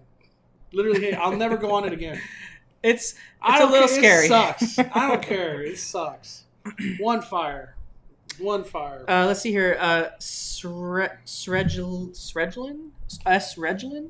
says, another area I barely discovered yesterday was that beautiful waterfall in the corner by the river rapids, and it has a beautiful fish in the water. That's over by the Mystery Lodge. I'm going to show that on my next video. You're so right. It is beautiful over there. It is. And there's actually like a rock. That's an Indian face. It's a face. Mm-hmm. And you can only see that if you get on Grizzly River Rapids. That's the only way. Or if you're looking at the waterfall with the fish, if you turn around and look up, you can see it too. Oh, you can see it too? Yeah. Oh, okay. Yeah. Let me see.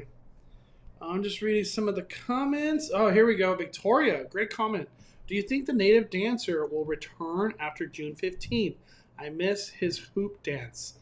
We have heard zero word on that. I want Mystery Lodge to come back, but I don't think it's going to. So honestly, I hope so, but I haven't heard anything. They did reopen the Mystery Lodge gift shop though, and it does still have like the Mystery Lodge specific merch. So I'll ask. I'll actually be talking to some Knott's peoples like that work for the company tomorrow, so I'll ask about that. But right now, no update on the native dancer. I love watching that show. That was actually one of the shows I would watch when I would get food, because he always had like a evening show. Yeah. See. Let's see here. Here we go. Danica. Queen of Heart. The worst. I so appreciated Space Mountain today at Disneyland. Exactly. It's just Space Mountain, one fire at Walt Disney World. It's like, imagine the bumpiness of Matterhorn, because they're the same ride system, because they were built around the same time. But then no lights, so you can't anticipate the direction you're going to go. So Just imagine riding Matterhorn. First row on that ride hurts. Yeah, riding Matterhorn and closing your eyes and then just getting thrown around. Like, that's kind of how Space Mountain is. And no music. That ride has no music. Danica says, my boyfriend and I went on Ghost Rider and rode in the very back for the first time. And let me tell ya, it was crazy. Sheesh. That was, I guarantee it was crazy. Let me see. Yeah, I'll Be Fine says Mystery Lodge was fantastic when it first opened. Best kept secret. Surprised it's still there. It's not there. They shut it down before Rona, and with word of like it might not come back. Yeah, we heard that it was like some really expensive like system inside of it like shut down or failed, and they just were looking at the pros and cons of having that show, and to them it wasn't worth investing the money in it, because there was also a rumor that part of Ghost Town was going to be the part where they expanded outward, and Mystery Lodge might be disappearing to make room for that expansion, like maybe like a pathway headed to a different direction. So that was a big rumor as to why Special Ops Infected was leaving, because that's where that maze was located. So who knows? But we heard that once Mystery Lodge closed pre-Rona days, it's not coming back. Yeah. So I don't think it's going to. Like, there's not even like a little rumor that like, hey, it might come. Like, that never happened. Mm-hmm. It was always negative. You can still not negative, just it's not coming back. You can still walk up the exit of Mystery Lodge and read the like get the vibes a little bit. The Mystery Lodge like history plaques are still there. And then, of course, you can still go in the shop, but I don't know how long. Don't forget to fire up them likes, everybody. We're so close to 400. Then we're going to go for 5 and then 1,000. We're going to go for 1,000. We got Nick. We'll be visiting Knott's for 8 days in July. Do you think it'll be possible to make reservation day by day after I make reservation once at a time? I'm going to have to say no, Rick, because right now... You can have 2. You can have 2, but like we can't go in the next week. Like if you wanted to right now, that's a tough one, dude.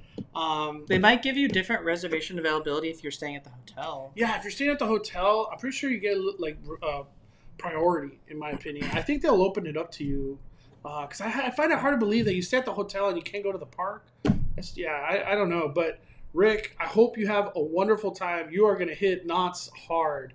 But you're going for summer nights, I'm guessing, too. So you're good, dude. Let me see. We got a super chat from Jay Saucedo, who spills the tea on Mystery Lodge. And he says, Mystery Lodge had something break at the show they can't afford to fix. Or they can't get fixed. Due to the company who built it is now out of business. Yeah, that's kind of what I heard. It was like something like that. Something like that, yeah. And they could get it like specially made from someone else that's not the same company. But like they were weighing the like, hey, is this worth it kind of thing. It won't be coming back according to a head of entertainment. Mm-hmm. So, yeah, unfortunately, I think the days of Mystery Lodge are gone. It's kind of like similar to, for those that didn't get to experience it, if you've seen Rise of the Resistance or if you've seen Web Slingers, that effect that they do where it looks like the characters are standing there in front of you even though they're not. It's like, and I love that effect. Yeah. Mystery Lodge has been doing that since Mondo and I were kids. Okay, so they're doing it way before Rise of the Resistance or anything. It was like the first ride to have it. So when we were young, Mystery Lodge doing that technology, it was like mind-blowing. Like mind-blowing. Like you're seeing... How do they do this? You're seeing these effects like float in midair and you're like, fire too? Yeah, they had fire like turn into like a bird and then like an owl. I remember one lady was like, is this smoke? We can't have, my kids can't be around smoke. And they're like, it's just a show, man. It's fake. It's behind glass. They thought it was real. It was real. So it was cool. It was like the first thing to kind of have that like hologram effect. So that's probably what broke. So. Yeah. Thank you, Jay. Appreciate the fire. Oh, here we go. Jen dropping some fire. The hotel has their own reservation allocation separately from the park allocation. When I stayed there, they asked me if I needed a reservation on a sold-out day. So you do get priority. Yeah, so maybe you consider switching. I had already made a reservation. Okay. So maybe you consider switching to Knott's for a few days. Like maybe you book 2 days in advance, and then you book the rest of the days at like Knott's. And then you're guaranteed you're going to have Knott's. No reservation issues at all. Dude, I wish I was going to Knott's 8 days in a row. Knott's is a place you could do 8 days because you could literally be in Ghost Town all day and then just finish it up at summer nights, and then you could go to boardwalk stuff, do all that. Knott's is bigger than you think it is, in my opinion. Yeah. There's a lot to do. Anything else you want to talk about when it comes down to Knott's? No, I think that's about it. Summer nights, 100 Some mazes. celebration, the Not Scary Farm updates, the food. One thing we haven't seen is Pumpkin Eater, of course, is still there. If you go outside of Knott's and look through the fence a little bit, you can kind of see Pumpkin Eater still there. But they're not doing the extension courtyard that they normally start making right now, so that kind of like makes me a little worried for Pumpkin Eater or just the event in general. The only maze we're actually seeing them build is the one underneath Accelerator. Like literally, by this time, last time when we had Scary Farm, Mono and I were seeing a lot more movement other places. So I'm not sure if they're trying to ramp up on that. I know Knott's is hiring for seasonal events at Scary Farm. Maybe this year we only get Taste of Halloween, but it includes like a couple mazes. I don't know. Only time will tell. Only time will tell. We got Kristen. Do you guys remember the song "What I Like About You"? Used to be the Knott's theme song. I just heard it recently and had flashbacks. What I like about you. That I remember. I don't know the rest of the lyrics, but I know what you're talking about. We got Carlos. We went this past week, Tuesday, DCA, Wednesday, Disneyland. Please give a shout out to Nayeli. 5 fires for Nayeli. Hope you had a wonderful time at the Disney parks. Let me see. Let me keep reading. Dylan Rhodes says, I know Pumpkin Eater is returning. I hope so. Hey, I like that maze. I know Mono doesn't like it. Let me be honest. I love it. I hope Scary Farm people are watching. Please give some love to Pumpkin Eater. 2019 Pumpkin Eater. No one could ever say that, like, that was a good maze. I'm just being honest. No, and it wasn't that, like, the layout was bad and stuff like that. It just wasn't staffed at all. There was no scares. The theming was kind of like, and the problem was when he went, it was a great maze. Was the year prior, right? I've seen it almost every year. 2018 was good. Yeah, 2018 was bomb. And then 2019 just fell off. Because in the courtyard of Pumpkin Eater, they used to have scare actors, and it was kind of like a little scare zone outside of the maze. And in 2019, they didn't have that at all. Oh, that was gone. They had zero scare actors in the courtyard. I just feel like it wasn't staffed, and I don't care. It wasn't a good maze. Like, I didn't even put a walkthrough because I just didn't want to, like, put that out there. I just didn't want to have, like, negative attention towards it because maybe they just couldn't staff it. But I hope they give some love to Pumpkin Eater because that could be a hell of a scary maze. I just want to say this too. I feel like if I could critique a little on Scary Farm, I really hope they bring some scores to the mazes. So some music that themes the mazes more. I feel like it would be a great addition to Scary Farm because I feel like music is a key component of everything, and I feel like Scary Farm if it had like some creepy, Pumpkin Eater music. I don't know what that would be, but it would make that maze really scary. I love that maze. I just thought like the first time I ever experienced Pumpkin Eater, like on its first few years, I thought it was the scariest maze I ever did. Because I felt like the concept was like super cool, and the courtyard I felt really set it up, and you were so scared to walk into that house because you just saw all these. You had like 15 actors in your face. Yeah, and then you still had to get to the house. You haven't even gone through the maze. And then you enter the house and just like, and then you see the pumpkin face and you walk right through it and you're just like, what am I getting into in here? So, and they used to drip like pumpkin juice on you, like it was just water. And you'd walk through. But the sounds of it. Yeah, it was there was a lot that just wasn't happening. Yeah. 2019 that like happened prior years that I felt like maybe they just kind of forgot because I mean they went all out for Origins and Waxworks, so I feel like maybe the budget which were great mazes taken away from Pumpkin Eater. Great mazes. when I walked out of Origins for the first time, I was mind blown. Does that have music? I feel like that one did. Origins? Yeah, or it had some. There was a ton of theming in Origins. Yeah, I just feel like the Scary Farm mazes, if they had music, it just adds to it. I think the coolest part of Origins was when you were walking out of the courthouse, and you were in a building still, but you were outside in Ghost Town, and they like made the outside. And it was raining. Yeah, when they actually made it rain in there. It was cool. Crazy. I don't even know. Jay dropping a super. Jay's on fire. Haunts need to come back into the park, not backstage. Dude, hey, I agree. I just want Haunts to come back, period. Thank you, Jay. I appreciate it, man. Jay dropping the fire. All right, I think that's it for Knott's Berry Farm. I think that's it. I'm trying to really think if I have anything else. All right, let's get to the big one. The big one. Everybody's been waiting. We got an hour and a half to talk Disneyland, so. Disneyland! Thumbs up for Disneyland. It's time. Fire up them likes, everybody. We're going for 1,000. Going for 1,000. All right. I'm just going to blur out everything I got to say real quick on Disneyland. Disneyland, it sounds like Toy Story parking lot could be coming back soon. I've been saying it for the longest. Them seeing those crowds on Harborside is like their nightmare. That's like money that is being lost to the theme park because those people are paying parking somewhere else. They're not paying parking at the structure. And that can't be just hotel guests. I feel like people are just finding ways, either getting dropped off or parking wherever they are to come through Harborside because the whole tram not being there has affected Mickey and Friends drastically. It's become not a good experience. 18-minute walk to the park is fine, but after being in the sun all day and the park closes at 9 and you're in Galaxy's Edge, you know how far your car is? All the way to Mickey and Friends? It's far. And then you got all your merch with you.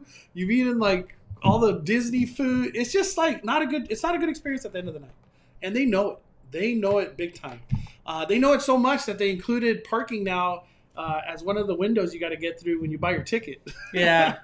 They're emphasizing. They really want you to. We want come to Mickey and Friends. But I think Toy Story is going to get launched soon. And I really believe Toy Story is going to be the premium spot to park at now because if you park at Toy Story, they're going to have the buses dropping you off on Harborside. So, to me, that's a way better experience than walking the tram route. We keep hearing that the trams are nowhere near opening. At least that's what's rumored. We're getting a lot of speculation that the trams are actually in disrepair and not able to be open. Don't even know if any of that's true. It's just a couple different people have said the same thing that work in the parks, and it's all speculation, of course. Obviously, right now, the trams couldn't open because temperature checks and additional security checks and wheelchair rentals all happen in the tram loading. So until those go away, they can't. We're going to see a lot change on Tuesday night, though. Tuesday night, when everything kind of goes away, if Disneyland is getting rid of social distancing markers but still keeping the masks, that's important because things like the bridge walkway and pedestrian access to downtown Disney can reopen because Disney doesn't have to worry about keeping a massive socially distanced queue in the morning. They can just let people queue up and fill up all the space they want to fill up. And to me, the big battle, I don't understand why Disney never opened up the Pixar Pals bridge into downtown Disney. Mm-hmm. I don't get it. I really don't get Mondo and I always thought from the beginning that the parking structure would have been the walk back would have been the tram route, and then the walk to Disney would have been downtown Disney. It always just made sense for us that they used the downtown Disney district because it was so long. Or flip-flop it, just one or the other. So it would be like a one-directional thing, but they ended up using both ways in the tram route, and we were so confused about it. Yeah, we didn't get that. I think having the bridge, it streamlines your I'm going to Mickey and Friends. And also, too, like, there's a lot of people that hit the park and then do dining at downtown Disney. They still got to walk all the way back to the front, then go through the tram route instead of, like, just going through the bridge, the downtown Disney bridge in a Pixar Pals. I think come the 15th, they're probably going to open that, in my opinion, because there's just no way that all these crowds that are coming soon, which we just speculate, And the reason, let me just make it very clear, just because if you're new to the channel, we are speculating crowds are going to increase big time. They're opening up the hotel, which is Disneyland Hotel. And Paradise Pier. And Paradise Pier come July 2nd, which is right around the corner. So, yes. And out-of-state guests are coming. And June was completely sold out to all of a sudden completely available after the 15th and on. And don't forget, out-of-state guests can be here Wednesday. And in like a matter of 2 days, it completely sold out again. So if you don't think crowds are going up, you're crazy. I don't care. They are going up. There's this. Yeah. This is. I think. I'm being honest and upfront right now. I think the return of 1 hour waits is coming the 15th and on. Yeah. And the reason I say that is just because of how the tickets have gone. I've been watching the tickets. Mm-hmm. It comes and goes, sold out, back, more available. And if the key indicator, if Toy Story opens, capacity has skyrocketed. Because that's Disney's like, all right, let's get it going. It's on, baby. We got a super chat from Larissa Perez. Who says, I walked from Galaxy's Edge to the garage at the end of the night. I almost laid down on the tram route and made it my new home. I feel you.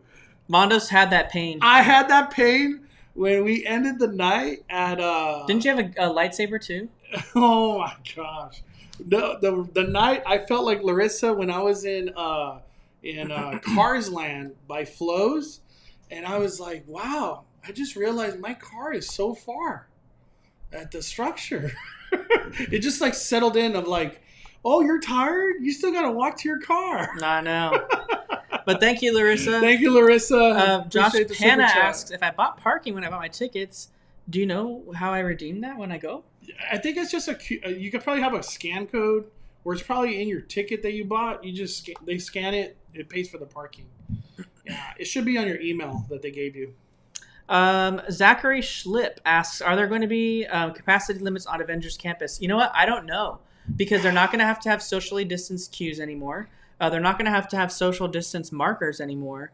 So really, I think we see Avengers Campus open, and I want them to do that because you're gonna make that. You're gonna make that move. I think Avengers Campus will be open because honestly, I don't know. I feel like if they just let people walk in, people are gonna leave. You know what I mean? Once they realize, once they see it all, they're just gonna leave. There's gonna be some people that want to stick around, but most people are gonna walk in and be like, "Oh, cool, I saw it. Let me leave." Yeah, because at the end of the day, people want to see it, and then I want to keep my day going. I'm not gonna stay in Avengers Campus. I think having the land have a standby with 4 hour waits, that's what's keeping people inside. Because nobody wants to leave, because then I can't do the other stuff I haven't done because I have to wait 4 hours to come back in. Yeah. But if you have this whole concept of the land is just open, you could come in and out as you please. People will be like, I'm going to watch Spider-Man, and then I'm going to go on Soarin'. And then after Soarin', I'm going to try to catch that 3 o'clock of Avenger Headquarters show. You know what I mean? People would do that. Yeah, especially since the times are there now, so helpful. Yeah, it helps you plan of like, hey, I want to come at this time or whatever. You know what I mean? This username, I don't know how to say, crew it up. Crew 13. It up. Temtech still in Cali. Yep, they are still doing them at Disneyland, but not at Knott's Berry Farm. Are they doing that at Universal? Not stopped. No, Universal stopped a while ago. So yeah, only Disneyland, just Disneyland. But they're Knott's Berry Farm and Universal Studios. No, they're not doing that. Six Flags stopped too on my last trip. Okay. Yep. Monorail should come back when the trams come back. Whatever that is. Who knows? Yeah, whatever that is. I don't know. I would love the monorail to come back, but at the same time, I don't know if Disney wants to open up that entrance right there. Yeah, Alex Asuma brings up a good point. I walked on that bridge in Pixar Palace at the end of the night when I went in May, when I walked through downtown Disney. You can. The cast members still use the bridge every single day because that's where they park. They park on the second floor of the Pixar Palace structure. I'm not sure if it also extends to Mickey and Friends too, but whatever floor 2 is, that's what they reserve for cast members.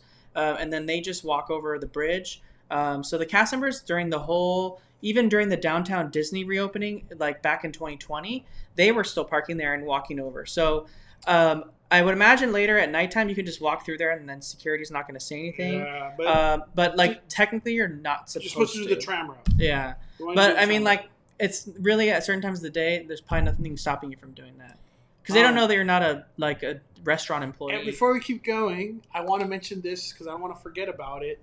I really hope Disney brings back their actual menus for the restaurants. No more of this. We need to talk about this. No more of this, watered down menu. Like Award Wiener, I want it to be Award Wiener again. Yeah, I want the hot dogs back. I don't want Red Rose Tavern to be Red Rose Tavern. Yeah, Award Wieners is not a corn dog place.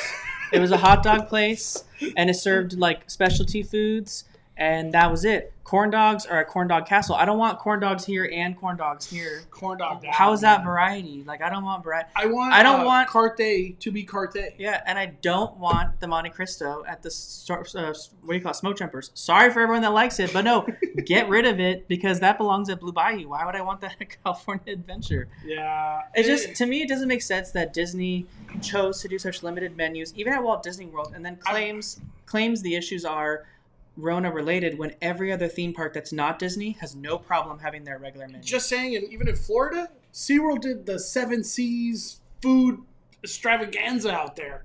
Yeah. I think they did it here too in San Diego. Yeah, it's just, I just want the restaurants to come back to what they're supposed to be. I want Plaza Inn on the plate. Will Burton brings up the best thing, film strip fries. Award Wieners needs film strip frise. Enough said right there. Yeah.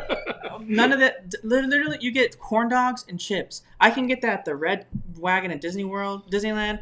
I can get that at Corn Dog Castle, and now I can get that at Award Wieners. Like, what? And like, it doesn't make any sense. Yeah. Like, it made sense for them to do it during like when Downtown Disney Extension was in Buena Vista Street and they were trying to sell corn dogs. That all makes sense at that point. Yeah, but not as a theme park now. And for like Smoke Jumpers Grill to only have like a burger and a chicken sandwich, like, come on, like bring back the variety that you guys had in your menus. There's absolutely no reason they can't do it. It's just they don't want to spend the money to do it. And I think Hungry Bear needs to make its return already. Yeah. And it's not scheduled to. At least I don't think it is. We got Jansen with the super chat. He says, what's the situation with Garden Walk? Is it 18 or not 18? They have since taken away the $18 theme park parking. It's not on the website anymore. So they probably got inundated, to be honest. I think they were just like, we need parking for Garden Walk. We don't care about your theme park needs. At least that's what it looks like. But yeah, if I had to say, it's not on the website anymore, so I can only go off what the website has. We got Albie with the super. I'm planning on visiting the Disneyland Resort this week after 4th of July. Which 2 days do you think would be best to visit? Visiting from New York. Damn. Dude, do not go on a Monday.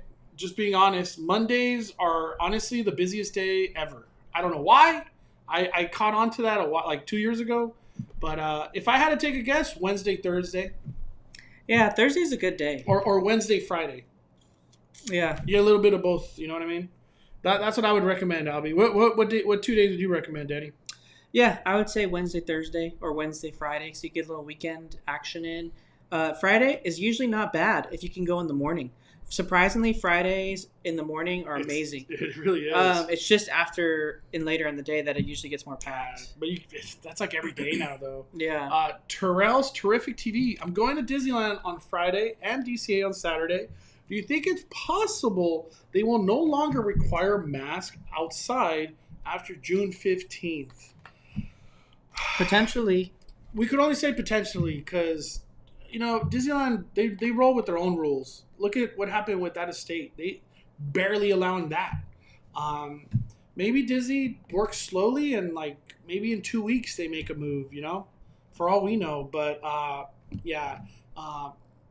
I say we're probably still going to be wearing masks, period, in my opinion. I really hope not, because being outside in the common areas this week, I think is going to be a lot of, why Disney? It's 100 degrees. What I mean? I think that's going to come this week. Another thing, too, with menu variety, when you still go to the sit-down restaurants, you get the variety. They have the full variety at the sit-down restaurants. It's just at the quick service restaurants that they don't. and there's no real reason as to why. And at this point, you can't say like, Rona. I know seeing know. Knott's, Universal, and even Six Flags opened up pretty much all their foods. Not everything, but most. But it's just really sad when you go to like DCA, and really there's really no variety at DCA. Like when you go to Flo's, Can we get Flo's be Flo's again? Like Flo's has fried chicken and a burger. That's literally all Flo's has. They have and shakes. So you got shakes, you got fried chicken and a burger. You have no other options at all whatsoever at Flo's. Then you go Remember they used to do that TV style dinner? They used to do a ton of stuff. Or something like that, yeah. And then you go to the Pacific Wharf Cafe is not even open. Yeah, you can't even get a bread bowl. Yeah. They completely shut that Cocina down. Cucamonga is like the only thing that has... Fortune Cookery still closed? Yeah.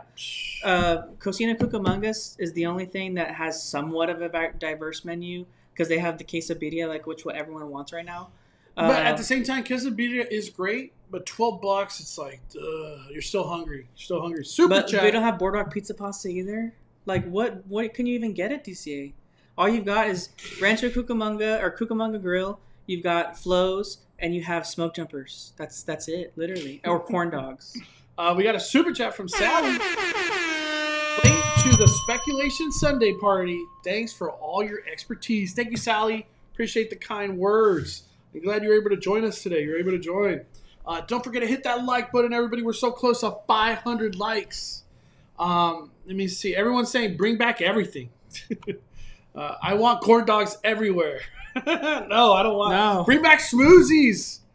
So many people miss smoothies, especially at this time. I miss it. Yeah, dude, smoothies Smoothies is gonna be one of those where like people are gonna be so appreciative of it again because just not the smoothies. They had a lot of themed desserts that would come there. Remember, like the cronuts that would come, or even I think they just had like. They had really cool shakes too. Shakes, yeah. They had a lot of stuff. Gain Life sends a super chat for $4.99. Says, "What time do they let people on the downtown Disney entrance? What if I walk from a hotel to the cast member downtown Disney side? What time does that side open?"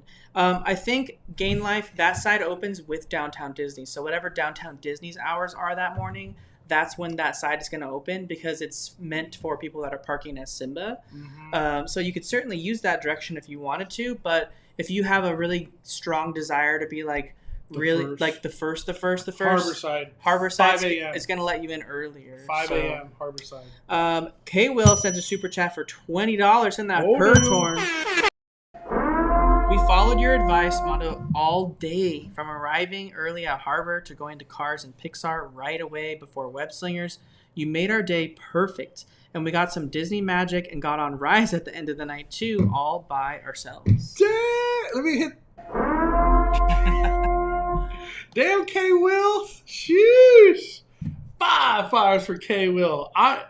You see, that right there is like... I'm so glad that like you had that experience, you know what I mean? 5 fires at K. Will, man.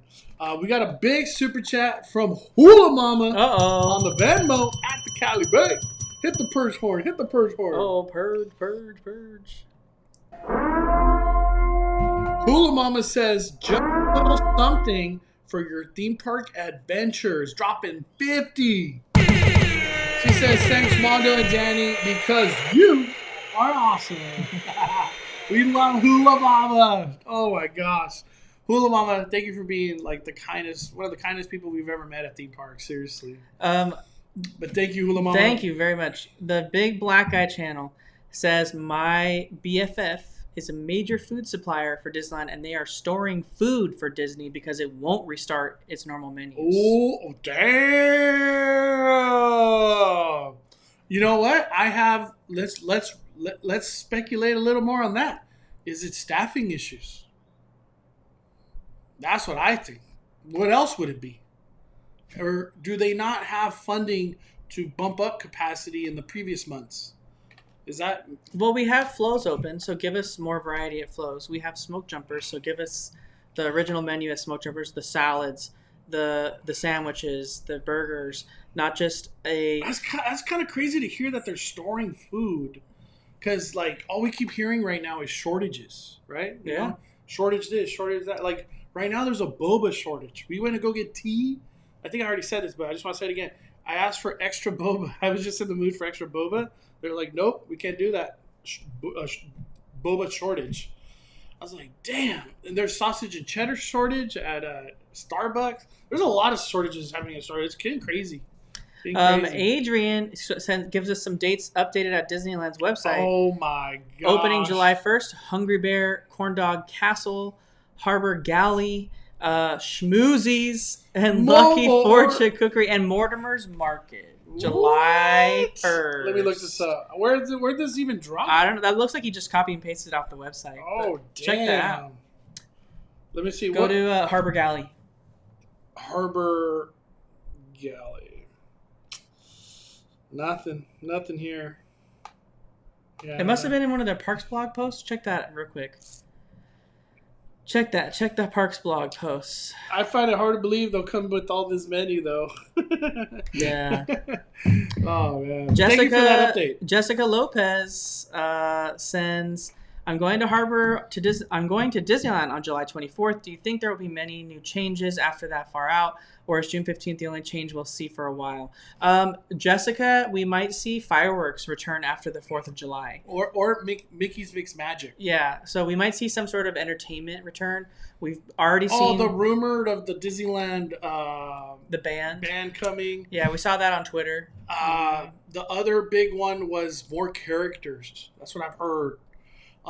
Today, somebody tagged me.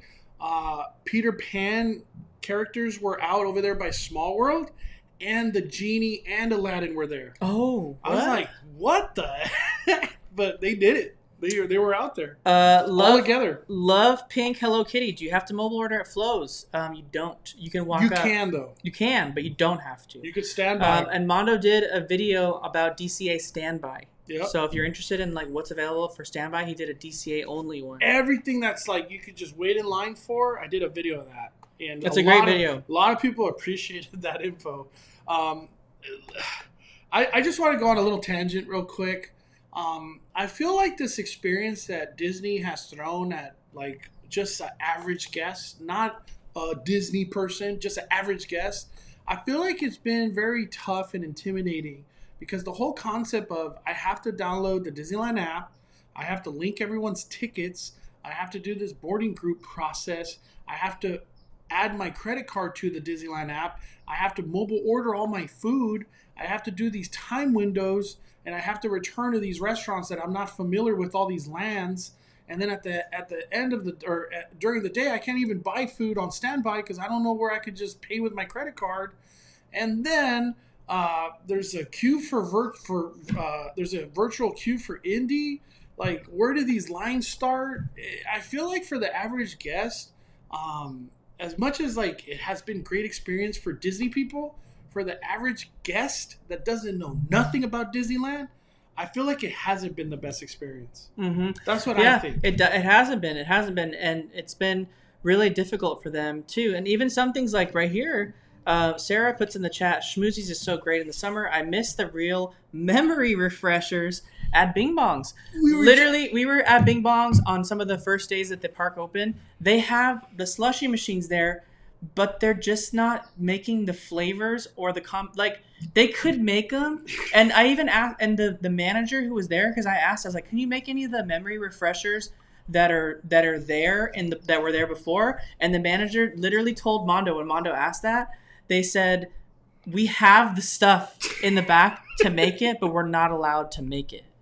And that to me, I was just like, what? I didn't, and it looks really mad or nothing. It was just like, because Mondo's like, can I get one of the memory refreshers that used to sell with the nerds? Yeah, and then she's like, we have the stuff, but I can't make it for you.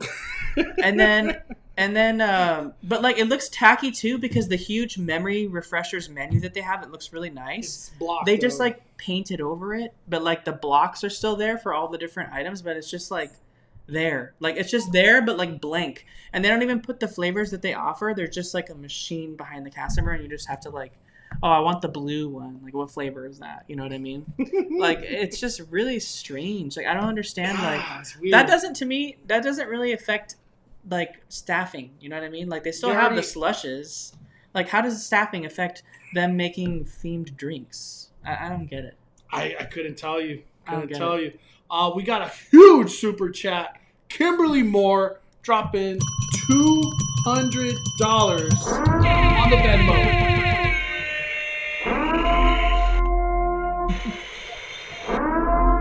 He says, thank you for all the great advice. Seriously, Kimberly, thank you. Oh my gosh. I just want to say it again. Thank you, everybody, for all the blessings and support here on Five Fires YouTube. Like, your guys' support makes everything happen here on the channel. And every time I go to the theme parks, like, I am so happy and appreciative to film the content that I do because it helps so many people. It's insane. Like I was just going over about the whole concept of this new Disneyland. I'm glad that we bring so much awareness. I'm not saying Disney doesn't bring awareness because obviously they do. But at the same time, like, a normal Disney person is not reading Disney Parks blog. What the heck is that? Disney Twitter? I don't even have Twitter. You know what I mean? It's a whole lot of that. So I'm glad that like the Five Fire community is you guys are incredible. But thank you, Kimberly Moore. I appreciate everything. Seriously. We got a bunch of super chats to catch up on. So last we left off was K Will. Our next super chat is Steve Johnson, who sends $4.99 and says Mondo and Dan with fire. Thanks for sharing. Yep. I mean, and it's not hate. Okay, this is just like we're just speaking on it because we see it. Mm-hmm. It's happening. It just doesn't make sense to me that Universal and Knott's can offer the same menus as before, and they're not. And like I just feel like Disney can't use the excuse anymore of, oh, this is like a unprecedented time because they can't have this menu variety. But the other theme parks are doing it too. So you're just like, okay, well, if this is like a weird time and you can't do it, then why is everyone else doing it? Like it just doesn't make sense to me. Like it makes sense to me why certain restaurants are not open. Because that makes sense. It is an unprecedented time, and they don't have the staffing for those restaurants. But like the restaurants that are open, like why is it the same? Like it just doesn't make sense to me. We have a super chat from Antonio Robles who sends $4.99 and says, "Thanks for all your insight. Missed the first boarding group queue at 7, but got one at 12. Also, the Alfresco Terrace is a hidden gem for legacy holders." That's what I keep hearing. I will not be attending that place, but I keep hearing it's good. Thank you, Antonio. Appreciate it. Yeah. Eric sends a super chat for $5. He says, "Thanks for always having these weekly streams. 5 fires. Do you think they will be opening parking garages earlier than 8 a.m. at some point?" They better. We still have no announcement. Good topic. They better. I think with out-of-state crowd, and if they still do 8:30, there's going to be so many pissed off people because the whole concept of like, damn, all of Harborside's already queued up for Avengers, and just because I park at Mickey and Friends, I'm screwed? What? And then the whole concept too, if I go to Disneyland, oh my, Snow White's already an hour? I just walked in the park and it's like 8:45 or 9:30. I think with out-of-state guests, there might be a lot more, I don't know how else to say it, but unhappy people. Because the what's happening right now, we're just making it bigger. Mm-hmm.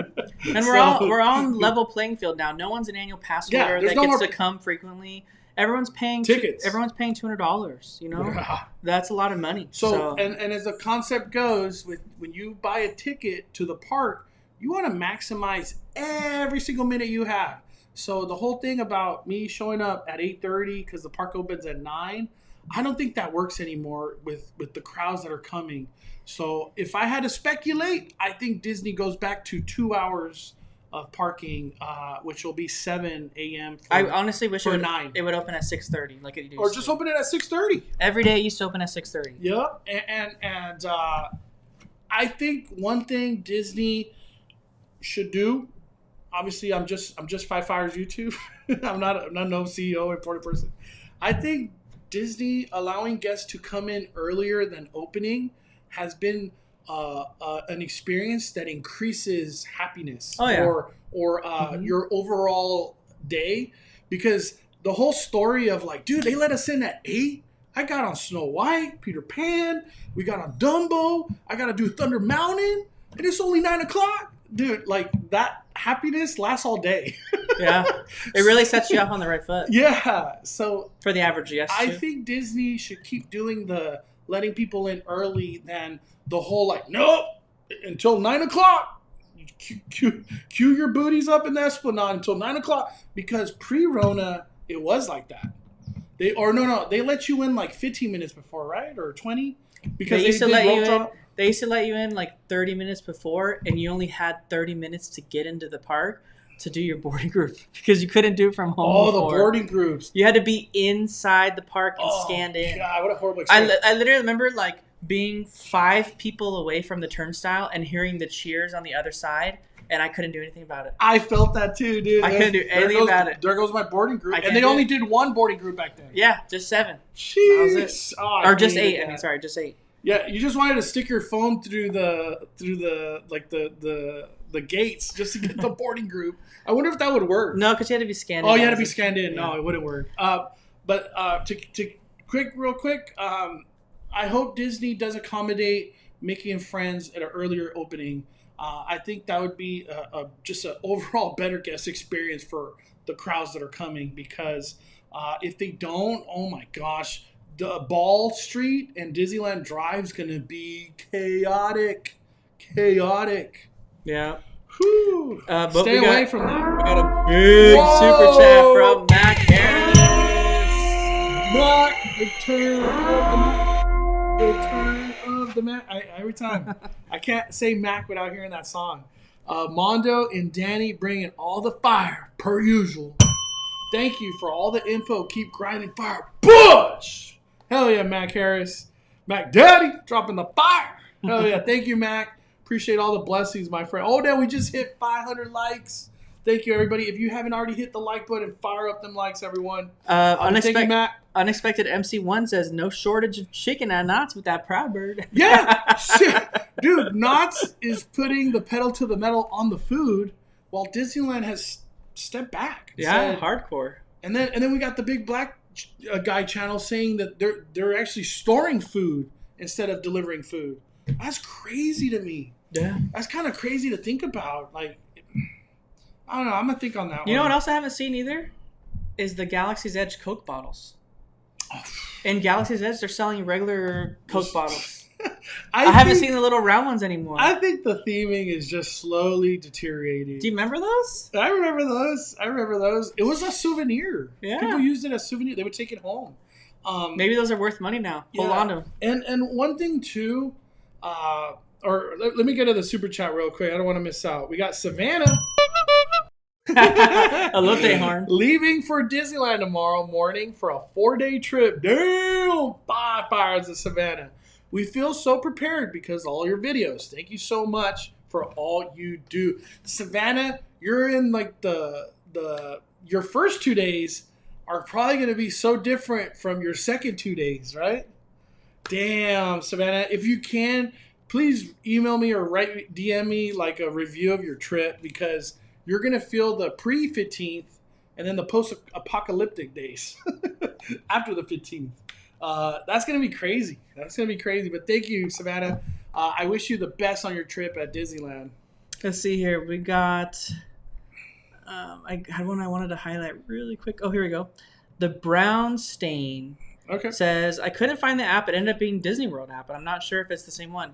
Disneyland has an app. You have to type in Disneyland. I know. And it has the castle on it. Usually when you type in like Disney or Disney Parks, you get My Disney Experience, which is the Walt Disney World. It is confusing, actually. Yeah. I feel that. So My Disney Experience is for Disney World. Disneyland is for Disneyland. So I hope one day in the future that My Disney Experience can just be all of them. And then just whatever Disney park you're at in the U.S., that's all you need. It's literally Disneyland. Yeah. That's the word. And it has the castle with like a little Tinkerbell or like a little star. Yep. It's the first one that should come up. Do not download My Disney Experience. Unless you're going to Disney World. Yeah. I have multiple tickets. Mr. Asparagus. I have multiple tickets for Disneyland. I'm trying to get a boarding pass. Will the Disneyland app automatically select the correct tickets for that day? Dude, can you give people like like a tutorial real quick. This is the perfect time to give people boarding group knowledge. Yeah. I'm gonna go to the. Oh, okay. Yeah. I'll be right back. So with boarding groups, it's really easy. You just have to have all the tickets linked to the app that you're going to be using. Usually only have one person do it, simply because if you have more than one person do it, it can really hinder your chances. But you're going to essentially get started on the time frame, like keep refreshing from the boarding group screen. And then you're going to click join. And it's going to automatically select every ticket that's in your app that has a reservation tied to it for that day. It does it automatically. But the reason why you don't want to either have people linked to your app that are trying it themselves, or have people linked to your app that are not, I guess, maybe, I don't know. You just want to have the tickets that you're doing for your group, because if you do anything, it could hinder you in that screen, because literally you have like a second to think, because when you're on the screen where it asks you to select your party, everyone's automatically already checked for the ones that have reservations for that day, like I said. But if you have to take the time to uncheck anyone, or someone that's showing up is not eligible, then it can, that 1 second of extra having to uncheck someone, your chances are gone. You've ruined your chances. That happened to us already too. So you only want to have the tickets linked to your app that you're going to be using for the boarding group. Remove all the other ones, and then re-add them afterward if you want to have them in your app still. But don't keep them in your app, because it can really hinder your chances. I can tell you that enough, because I've seen it happen so many times. Literally 1 second will ruin your whole chance. Jay with the super chat, he says the Galaxy Edge Coke bottles were made and issued by Ray's Bottling, aka Coke, and Furring COVID stopped producing them. They'll come back. Oh, okay. So they're probably just not in production right now. All right. Yeah. But yeah, Thank you, Jay. That's a quick little tip for boarding groups, for Rise of the Resistance, and for web slingers for that matter. But yeah, it'll automatically pick the right tickets for you, so you don't have to worry about that at all. Gilbert Garcia sends a super chat for $4.99. Gilbert. He says, I'm going to DCA on Tuesday from San Diego. Where can I park on Harborside? Also, to be there at 5 a.m. if I need to be there at 5 a.m. You're going to have to probably pay $35 at Garden Walk. It seems like Anaheim Hotel has stopped offering so much parking because they need it for hotel guests. Honestly, that's kind of it, dude. It's tough to park on Harborside. That's why I'm always shocked when I see such big crowds on Harborside. I'm like, where all these people come from? Queen at Heart says, and sometimes the mobile order places switch up to walk-up order only on certain days. Tropical Hideaway did this today. Yes. Yeah, Tropical Hideaway is doing that. But like some of the places that are always walk-up are Jolly Holiday. They're walk-up and mobile order. Plaza Inn is walk-up and mobile order. Tropical Hideaway was only mobile order for a while, but now it looks like they're doing it on some days. I think Ronto Roasters too. Oh, Ronto Roasters was doing it Sometimes too. they cancel it though, and it's only mobile order. Yeah, and you can't even tell. I wanna go over. I asked on the community post on YouTube. Do you guys think Adventure Campus hype will be down or will come down in a month or two? I already feel like it's starting to go down, to be honest. There's some really cool things that are bringing some more hype to the land, like the addition of like the Loki changes that tie with the Disney Plus show, which we haven't talked about that. We will be talking about that. So that's really cool. The land's a living land. It's always someone mentioned to us on opening day, or to Mondo anyway, that the land was living, and that as changes happened in the MCU, in movies and or Disney Plus, just in general, maybe even comic books too. Yeah, they would come to Avengers Campus. At all Avengers campuses. And the statement was, you haven't seen nothing yet. So we were like, damn. Yeah. Whatever that means. Let's see. Now that June 15th is a go, speculations that annual pass is coming out sooner than all of us thought. The rumor from the cast member on Pirates and Princesses podcast, and the expiration date not gone. The expiration date means nothing. Yeah. That means nothing. I... Honestly, if I had to like look at it from like the CEO standpoint, the president's standpoint, what do we need annual passes for? We're selling out dates left and right. Mm-hmm. We've increased capacity, and they're still selling out. And at the end of the day, guest experience has skyrocketed. There's no more complaints about like these annual pass holders just making the park so busy. These annual pass holders think this is their park. All that is like obliterated. And the whole concept of annual passes is like what role and hole does it fit for Disneyland? Like, they're just doing amazing right now. It's kind of, and as I said it before, people that have watched Speculation Sunday, me myself, I didn't think demand was going to be like it is for theme parks in general, not just Disneyland. We all thought demand was going to slowly. People want to leave their house, want to be in crowds. But everyone wanted to leave all at once. And then all of a sudden it was like, I want Disneyland. 4-day tickets, 5-day tickets. I don't care, you know what I mean? And it hasn't stopped. And then Disneyland, I think it was, in my opinion, strategy. I don't care what they say, to hold off on this out-of-state guest, because now you have this ginormous crowd that hasn't had their Disney fix all of a sudden coming to get their Disney fix. Mm-hmm. So how the first month went, whenever Disneyland opened back then, a whole lot of that again. A lot of people crying in Main Street. A lot of people just being thankful to be back at Disneyland. So it's like all the hype is about to just skyrocket again. Yeah. Huge. So that's why I don't think Avenger Campus dies anytime soon. But I will talk more Avenger Campus later. Jennifer Martinez sends $10 and says, thank you both for all your tips. Went to Disneyland and DCA last week on Monday and Tuesday. Got boarding passes for Rise of the Resistance and Web Slingers. Rode Guardians 6 times. Hey. And rode all the rides we wanted. Loved it, but too hot. Next trip in fall. Yeah. Fall can be hot. Jennifer, obviously you know how to theme park. Damn. 5 fires for Jennifer. Let's see here. Sandra G says, finally went back to Disneyland after the cast member preview. All I can say is Disney needs to get their stuff together. So many problems. We'll be writing a letter to guest relations. Oh, damn. Hope it wasn't too bad, Sandra. Yeah. Let's see. I just want to say cast members are doing their best, man. It's tough out there. Yeah. It's tough out there. Let's see here. Oh, wait. Go to Albie. Albie Fine says, I support out-of-state guests. Here on Five Fires, we got so many out-of-state guests that are part of the Five Fire community. Mm-hmm. We've never been negative for the whole out-of-state guest thing. We wanted them since day one. Yeah. Disneyland should be for everybody. Especially, we've been the ones saying this has been allowed since that previous time when SeaWorld was like, oh, out-of-state guests are available? Instantly updated the website. Disneyland, they said June 15th. It was just, that's how they did it. Yeah. That's just how they did it. Carlos Ortega sends a super chat for $14.99. Thank you, Carlos. You send the Purge Horn. Purge Horn! He says, your advice was huge for our recent trip. Guys, listen to Mondo and Danny. We got boarding groups 10 for Web Slingers.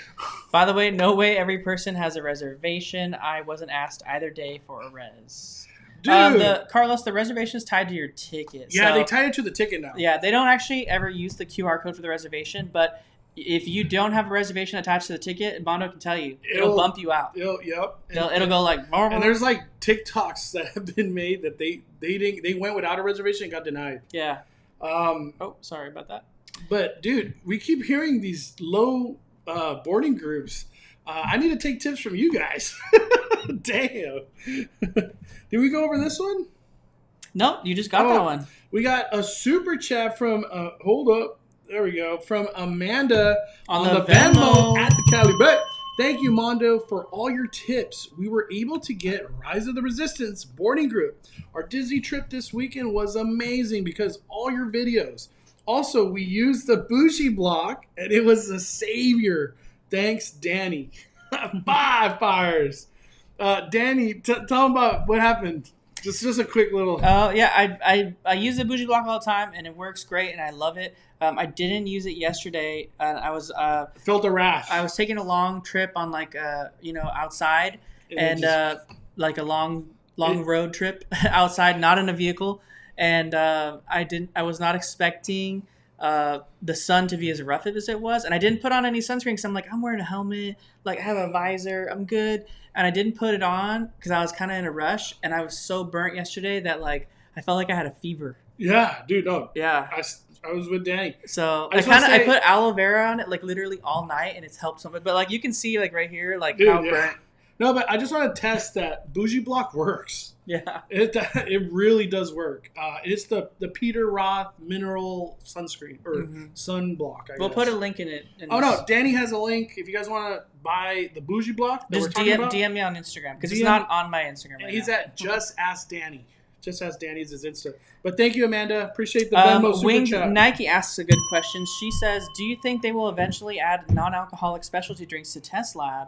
Or Taste Lab, rather. I hope they do. I love mocktails. Would love a fruit tea or a milk tea, like Thai tea, in one of those giant cups. I love Thai tea. Thai tea. I had Thai tea today. They have some great mocktails over at Lamplight, the tasting kitchen or the test kitchen, but not the tasting lab. So they got like that peanut butter ball drink that's not alcoholic. They have the banana smoothie. So they've got those. So I don't know if they're gonna do them at the taste lab or not. I want to say this real quick. Shout out E.T. Magic. I saw her YouTube video. The peanut butter lemonade mocktail or whatever that food at Disneyland didn't like it either. It was I'm just gonna say one fire. It was horrendous. Everybody has said it's horrendous. So if you go to Avenger Campus, save your money. Just get a regular drink or just get water, free water. Oh man. Let's see here. We got a lot of stuff going here. By the way, there's some other topics that we got. I just wanted to get to some of these. Jay Saucedo. He says $4.99 for a super chat. Says, oh, you already said that one. The Galaxy's Edge Coke bottles were issued by Ray's Bottle Company, aka Coke, and during COVID stopped production. Yeah. Let me see. Rudio asked if we can go over restaurants exactly that go over live for dining reservations tomorrow. I think it's just Wine Country Trattoria, and I think that's just it. No, there's one other one. August Cantina. Wine Country Trattoria. There's on the blog post. Let me pull it up. I had like let me see. I have a screenshot. I'm pulling it up. Give me a second. 1 second. I did not have this one prepared. Is it this one? No. Let's see. Here we go. Foodie news. I know I have it somewhere. It's loading right now. All right, now. I'll just let you do it. You got another topic though? Yes. Let me bring it up. Oogie Boogie Bash. Is it going to happen this year? That has been a frequently asked question. I have heard some rumors that yes, Oogie Boogie Bash is going to come this year. But I want to say this. I just want to say this because are they going to have Villainous? Who knows? This is what I've heard. It is coming back, but I think it might go the same route that Walt Disney World did, which was like a very toned down version. And price increase. So less than last time, but more expensive. That's what I've heard. That's as far as it goes. That's what I've heard. Okay, so for Rudio asking on the screen here, August Cantina reservations go live tomorrow, right? Tomorrow? Yeah, tomorrow. Also, Lamplight Lounge Brunch, which is excellent. Mondo loves it. I've had it. They got that mimosa flight. They have that burger with the eggs on it. They've got the French toast brioche and all that stuff. That goes live tomorrow as well, too. You've also got Wine Country Trattoria. Those goes live tomorrow as well, too. So we got 2 in DCA, 1 in Disneyland, but the 1 in Disneyland is just August Cantina. It's not really food. We got the Tiki Juice Bar opening on, what's the 17th? Is that Wednesday? Which one? The 17th? What day is 17th? Let me bring it up. It is Thursday. Okay, so Thursday, we got Tiki Juice Bar opening. That's the juice bar that's attached to the Tiki Room, not the Tropical Hideaway around the corner. We got Docking Bay 7 in Star Wars Galaxy's Edge finally reopening on Thursday as well, too. We have Alien Pizza Planet. People have been mentioning that in the chat earlier. That's over in Tomorrowland. That's opening on June 17th. Rancho del Zocalo opening on June 17th. And that's the only location that doesn't. I'm going to have Mondo pull us up on screen so we can talk about it right now. The blog? Yeah, bring it up. Just wait for it over here. It'll come. right. Let me open it up. All right. Let me go over, before we go over that real quick, let me just go over this super chat from Paul. He says, just got the tweet from Fresh Bake just now. He said Disney begins removing social distancing markers at California Adventure. That's right, Paul. We brought that up at the beginning of the live stream, but that's what we've heard. Mm-hmm. That is what we have Cool heard. if there's more being taken away, though. Yeah. I hope they keep the water hand washing stations. I really appreciate that. Yeah. But we got here on the website over here. This is the foodie guide update. So you can see they're talking here about Oga's Cantina reopening. They're going to have their charcuterie. The charcuterie plate sucks. That's what I've heard. They're going to have, of course, the drinks that we love. Fuzzy Tauntauns, DJ Rex. Those Oga's Cantina snack mix, that's actually good. That's actually good. I've never had it. It's good. Recommend that. Here's the Lamplight Lounge brunch we were talking about. They got the mimosa flight here. We got the burger. You got are these flautas? What are these? Where? Breakfast flautas? Wow, it look like what are they called again? Oh my god! I don't know. Look that up. This is the French toast. The French toast is so good. Let me tell you.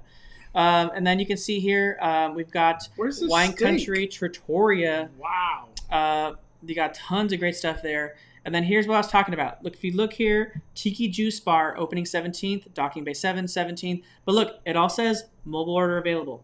Mobile order available. Alien Pizza Planet, mobile order available. Rancho del Zocalo Restaurante says nothing about mobile order. So maybe Rancho del Zocalo is just walk up. So that'd be kind of cool for people that just want to walk up somewhere. Candy Palace is currently making Nuddles again. Over at Disneyland, which is cool. A lot of people love little Nuddles. And those are going to be on Monday and Fridays. Offerings subject to availability. Let's see here. We got Candy Palace currently making Rocky Road as well, too. Another favorite candy. And then there's some new things coming to Downtown Disney as well, too. But most importantly, these dates here. So you guys got to keep these handy here. And I think, Mondo, the most important thing for Rancho del Zocalo is the only one not listing mobile order. And thank goodness for Rancho del Zocalo, because that mobile ordering, I think, would cause so much chaos there of people coming in and out. It's a really small corridor of entering in and out. You can't just have people wait there like not in standby is what I'm trying to say. Yeah. But wow. There's a lot of new stuff coming. That's Disney World. We can't touch that. Look, Disney World gets all the good stuff. The Ohana noodles. Yeah, I wish we could talk about that, but that's a whole other episode. That's a whole other episode, not related to us. Let me see. Give me a second real quick. We got some super chats. Yeah, let's go over some super chats. Sorry if the time went out on them. We'll definitely try to catch up. We got a super chat from Marsha. She just sent a little sticker of the pair, kind of being like, hey, you. Hey, you.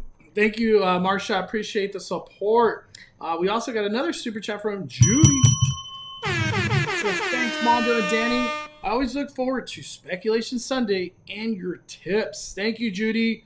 Appreciate it. Thank you for always supporting. We appreciate it. Deanie with the super chat. Let me hit this horn. This goes for Deanie. We did not forget. She says, for lining up on Harborside, can one person go early and others join shortly after? Thinking my husband is there at 7 and I could join at 7:30 with my baby. If you show up at 7, you're way out there in the back. People are literally lining up since 5 a.m. But yes, you could definitely do that. I see people do that all the time. Like at this point in time, like nobody gets mad. Like, oh, you're cutting. Like, big deal. Like people, I see it all the time where it'll be like 2 people and then like 4 other people show up. Big deal. Like we're all just going through the Esplanade. It's not a big deal. It's not like you're getting cut in a ride. You know what I mean? But yeah, Deanie, you could definitely do that. Have somebody just wait, and then you just join them afterward. I recommend that so you and the baby doesn't have to just stay there, you know? We have a super chat from Julie Martin Wallace, who sends $10 and says, do you know what time restaurants like Oga's Cantina will be available to book tomorrow? Thanks for all the good info. We talked about that a little bit earlier, Julie. Mondo says you can try as early as 5:30. I say 5:30. 5:30 a.m. They've usually been popping up at like 7 or 6 sometimes. I would say check the app first, unless they tell you that you can't do it on the app, and then go to the website. But the app seems to be like the easiest way for people to get in and out quick. Where you just boom, boom, book it. Yeah. I say, honestly, Julie, this is the game plan. I'm going to throw it out there. Wake up at 5:30. Right at 5:55, start refreshing Oga's Cantina. And try to do it. If it doesn't work at 6 a.m., just wait till 7. I find it hard to believe it'll be 6:30 or something. It's always like 6, 7, or 8. It's kind of how they've done it. That's at least how Blue Bayou worked. That's how Blue Bayou, I think, was at 6. So just wanted to give that reference. Let me see. I'm just reading real quick. Let's see here. All right. If you're going to Disneyland this week, wear all the sunblock you can. Yep. Oh my gosh. Seriously. We got a super chat from Matt and Alicia Larkey, who sent $4.99 and says, Chapek has made it a point to use the word membership. I think APs are gone. What do you think memberships will be? Yearly fee for discounts? We're not really sure, to be honest. We really haven't brainstormed that yet. Disney can go really any direction they want to. Like Mondo was saying, there's no shortage in demand right now, and there's no passes. And there's still a demand for days. So if you're the business making that money, like, would you want to do that? You know? I'd rather have you keep paying tickets because you keep doing it. That's just how it looks from their perspective. And in the company's perspective, they're like, dude, we're doing great. We're selling out everything. Winged Nike followed up and said, I was looking for good non-alcoholic drinks. Yeah,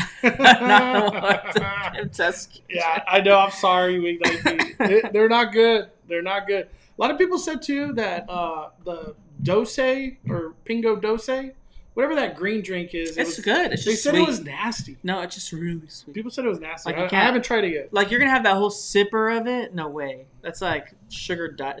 This is a great question right here from Nina. How many dining reservations are you able to make at Disneyland in advance? There's no limit. You can make as many as you want, but you better cancel them because they will charge you per person. Per $10 a head.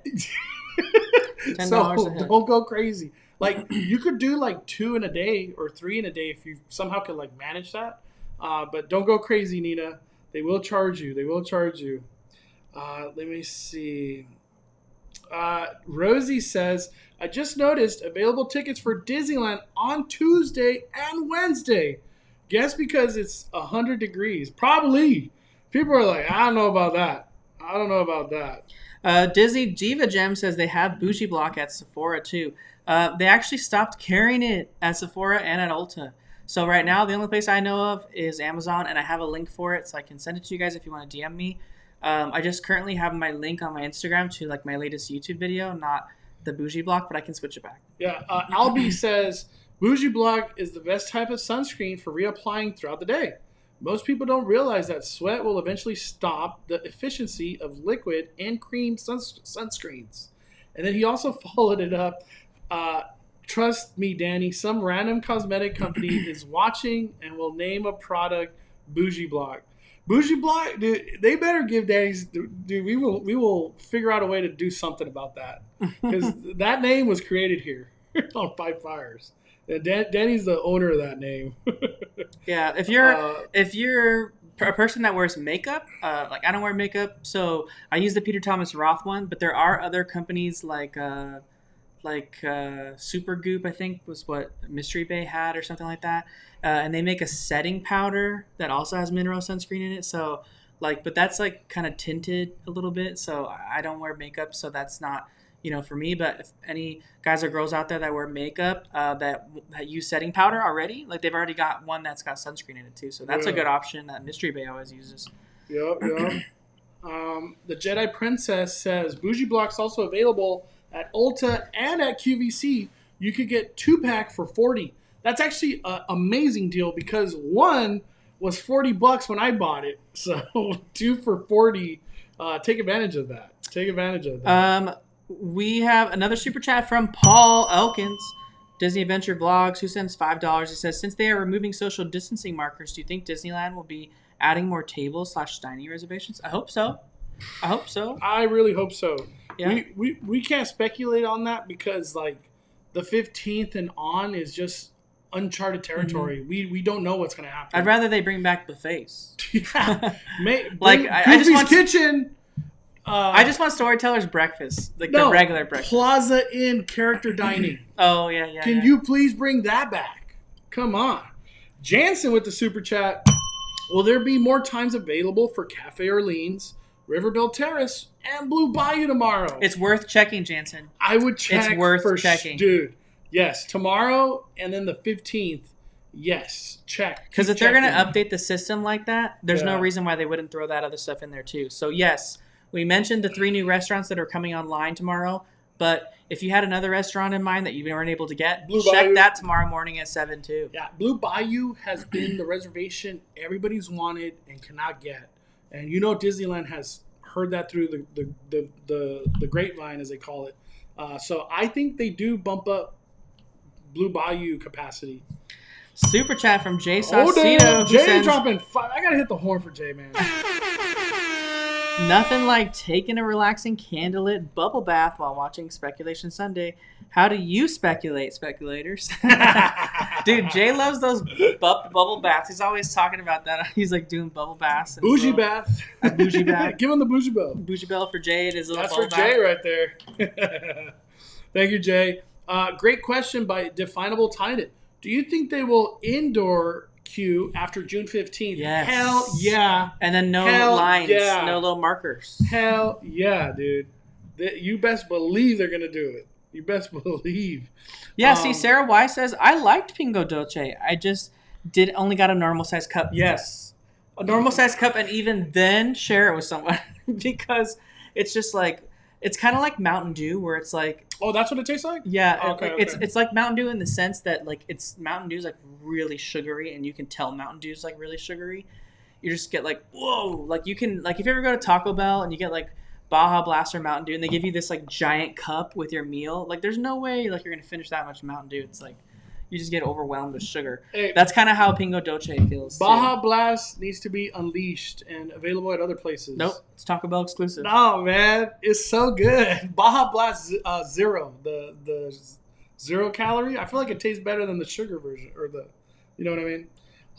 Abd Allah Mahdi, we already talked about Universal. It was our first theme park, so if you want to rewind back in the replay, you can. We talked about that at the beginning of the... We got a great question from Mia. I feel like a lot of people can relate to this question. That's why I want to bring it up. I'll be back at Disneyland July 9th and look forward to it. But I was wondering if entering Harborside around 9 would be better because of the long lines and parking hours changed 8 to 10. Huh. Let me just say this. I was, on Monday, I was in the harbor chaos. And it was crazy till like 9:30. Like, it didn't die down.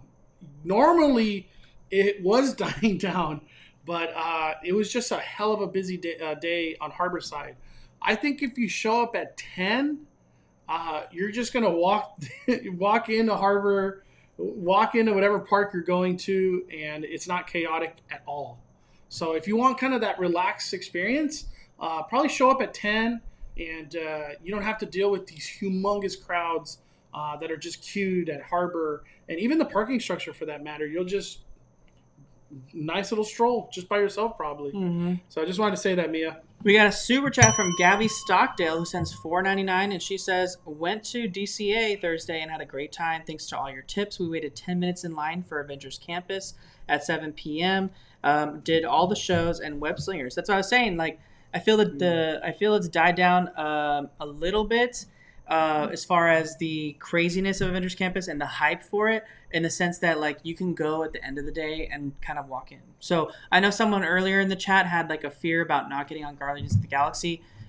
This person just confirms it here, Gabby, saying that essentially you can go at the end of the day and you can get into Avengers Campus with like very little to no waits at all, and then just head over to Guardians of the Galaxy. Yep. So and still walk the land, not being all crazy, and see it at night because it's beautiful at night. It's so beautiful at night. Avengers Campus is beautiful. We got a super chat on the Venmo from JD. JD Cubana, she says random fireworks were going off at Disneyland on Saturday. I asked a cast member who told me Disney is testing fireworks and can randomly do a show without announcing it to avoid attracting crowds that day. Which Disneyland has done that many times. Many times they've done that. Damn. Who will be the lucky one to get fireworks first? And we've talked about... It's going to be Knott's. We've talked about fireworks already. We believe fireworks will be toned down tremendously. Maybe even just fireworks at the castle. Nothing in the Toontown area. Mainly because now there's, what is it called? Mickey and Minnie's Runaway Railway construction. The big Costco and Walmart behind Toontown. Yeah. Yeah. Oh my gosh. Mary Jimenez says, "Hi Danny, I bought the Supergoop at Sephora. It's translucent." I have a Supergoop. I enjoy yours better. Yeah, I mean, it's Because- still setting powder, and isn't that like makeup, right? Like you use that after makeup, like the mystery base said. So, like we I don't have we don't Supergoop. wear makeup, so I don't see the need to have a setting powder. I just need the mineral sunscreen. Yeah, Supergoop. Yeah, he's right about the whole setting powder thing. Yeah. Terrell's Terrific TV says, Mono Danny, here's my dream of an expansion for Avengers Campus. A Wakanda land where people can interact with the characters of Black Panther and go through extensive training to become a warrior. I wish. Dude, that would be a great expansion, especially with the new movie coming out. If they could theme it to the movies, so don't make it this Disney that's never existed web. I would love something themed to the movies. Just saying. Yeah, no, That'd be- Wakanda, 100%. I mean, it was teased on the Disneyland Forever map as already being a part of the expansion. It would go that way. Or Disneyland Forever. Yeah. Disneyland Forward. Sorry. I could see Avengers stuff though across over there, Paradise Pier side. It doesn't necessarily have to be in Avenger Campus. Yeah. Yeah, I could see that. Like if like Wakanda landed over there. Let's see here. Kristen says, I think at 100,000 subscribers, we should get Mystery Bay's name. Since at 50K, we got her face. It's the Mystery Bay. It's the Mystery Bay. I forgot we did that. I just feel like so much has happened since then. All the theme parks opening. It's just been crazy. It's been crazy. There's JD Cubana dropping this. We got fireworks, another super chat over here from Paul Elkins, Disney Adventure Vlogs, who says, I can't wait till you receive your 100,000 YouTube plaque. I'm grinding, man. I hope so. That'll be a cool thing to see. I hope it happens at Knott's Berry Farm, 100th anniversary, 100 celebration. Mia brings up a good point. Mia or Maya, I'm not sure. Will it feel more empty or the same if the indoor queues come back? And once they're open, the other rides like Buzz Lightyear and Matterhorn, it'll feel so much better at Disneyland once the queues go inside, because like Indiana Jones can be normal again. And Indiana Jones queue takes a lot of people. Rise of the Resistance can use their whole queue, not have to just bypass you into the Ray section. You know what I mean? Oh yeah, there's rumor that Ray pre-show's coming back. Yeah, like this week even. What was the other pre-show? That was a Walt Disney World one. Yeah, no, there was Mickey and Minnie's. I don't get. This makes no sense to me that they could do pre-show for Web Slinger, but Ray can't have a pre-show. What the heck? Maybe it involves capacity. I have no idea. Capacity. Eric with the super chat who sends $5 says, do you think after June 15th they allow full capacity in the Haunted Mansion elevator? If there's no social distancing markers, why wouldn't they? It's allowed. Yeah, it's allowed. It's allowed. Yeah, so they're going to be, get off the walls, squeeze into the middle. You're just like, oh my God, put that mask on. Super chat from Marissa O, who says, do you guys know of any out-of-state guests that will be going on Tuesday, or will you be there? I'd love to see what it looks like on the 15th. I will be at Downtown Disney documenting what that looks like. I don't have a ticket for Disneyland for a long time. I think Noah's going to be there on the 15th. Oh, yes. Noah's going to be there on the 15th. Disnoland. On Instagram. Yep. Mondo will be there sometime next week on an undisclosed date. but he will be there bringing you live updates. I want to say you're going to try to be at one of the theme parks on. I'll be somewhere on the 15th. Yeah, put it that way. it'll be maybe Knott's, maybe Universal, maybe Disney. Hula Mama. What is that mountain of onions? I gotta show everybody. Oh, here we go too. From we got a super chat from Viridiana Ramirez who says, after June 15th, what do you see come back first? Fireworks, parades, Phantasmic? I wish it was Phantasmic. I could care less about parades and fireworks. If I could get Phantasmic back, my gosh. Like, Phantasmic hits the soul. Like, it makes you so happy. And fireworks and parades, to me, it's just a thing. But Phantasmic is just special. It's special. Sarah Y says at Taco Bell Cantina you can get a spiked Baja Blast. That's in Vegas, yeah. That's in Vegas. I think there's one in Huntington Beach too. But I think what comes back first is fireworks because they've already shown that they're doing it. I think it's fireworks. Yeah, fireworks. Can we show the Hula Mama real quick? Oh yeah, let's show that Hula Mama thing.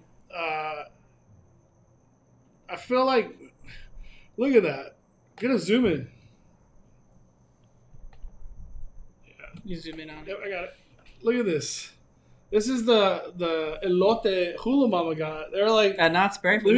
Where is this at? At Knott's Berry Farm. I know. Was this at Fireman's Brigade? No. I think it was one of the tasting tabs. Oh dang! For summer nights. They were just like, do you like onion? Because we're giving you the whole onion. Oh man. Let me see. Rosie says, I had no problem parking at Mickey and Friends. Arrived just before 8 a.m. and was in the park 45 minutes total from before parking to entering the park. Not an issue. No lines. Just the walk. Yeah, that walk it just doesn't get shorter. It is. It usually, to me, it always takes like 15 minutes or so. Let me see. Jeannie B says, Super Goop's Unseen Sunscreen is a light gel lotion that literally disappears. No residue. Recommend if you can't find the powdered version. Yeah, thanks for that recommendation. We got a super chat from Janet. Was having lunch at Loser Lounge yesterday when we scored 12 p.m. Oh, she turned it around. 12 p.m. Web Slinger Group. Umbrella for the win during this heat. Thanks for all the tips. Yeah, I think we've never recommended this. If you could bring an umbrella this week, bring an umbrella. Oh, this week? Yeah. This week specifically. I don't know if you were in the beginning of the live stream. It's going to be like 90, 100, 90, 90, 90. And I don't think it goes 87 degrees until Sunday or Saturday or something. It's just going to be a brutal, hot week. By the way, everybody, hit that like button. We're so close to 600. We're going for 1,000. Let me see. Oh, you got one? Oh, I was just saying we got a lot of super chats. We got to caught up. Let's keep it going. We got Brian Sevilla who sends $5. Says, Mono Danny coming back from Disneyland. Thanks for all your advice. Got a boarding group for Rise for the first time. Oh. You guys are the best. Wow. Good job on that one. Oh, yeah. Need a little follow-up smiley face there. Oh, yeah. Let's see here. Daniel Ames says, I went to Knott's Berry Farm today. It was more than an hour and 30 minutes just to get in. I left the park right away disappointed. Should I expect this with other theme parks and Knott's for the summer? I've never had an experience like that. Yeah. What the heck? I don't know. I know with Knott's, like, you don't have to get there like right when it opens. It usually stays pretty light until about 11 o'clock. Maybe Daniel went in the evening or something. I don't know. Most I've waited was like 10 minutes to get into Knott's. Let's see here. We got another super chat from Chris. West. Hit the horn for Chris. Just got out of work early. Hope y'all are doing good and keep firing it up. Fired up. Hell yeah, Chris. Hope you had a good day at work, my friend. Super chat, $5 from T Grizz. What's up, T Grizz? Have you ever done the VIP experience at Universal Hollywood? We've wanted to do it. Or planning so? And if so, is it worth the $400? We're going to do it one day. I'm just going to be honest. I think if you bought the Universal Express, that's probably more bang for your buck than the VIP tour. Just because the ability to do front of the line for every ride, the only real experience maybe you're getting on the VIP is walking on the studio tour. So if that's something you really want to do, hell yeah, that's worth it. You got to walk on the studio tour.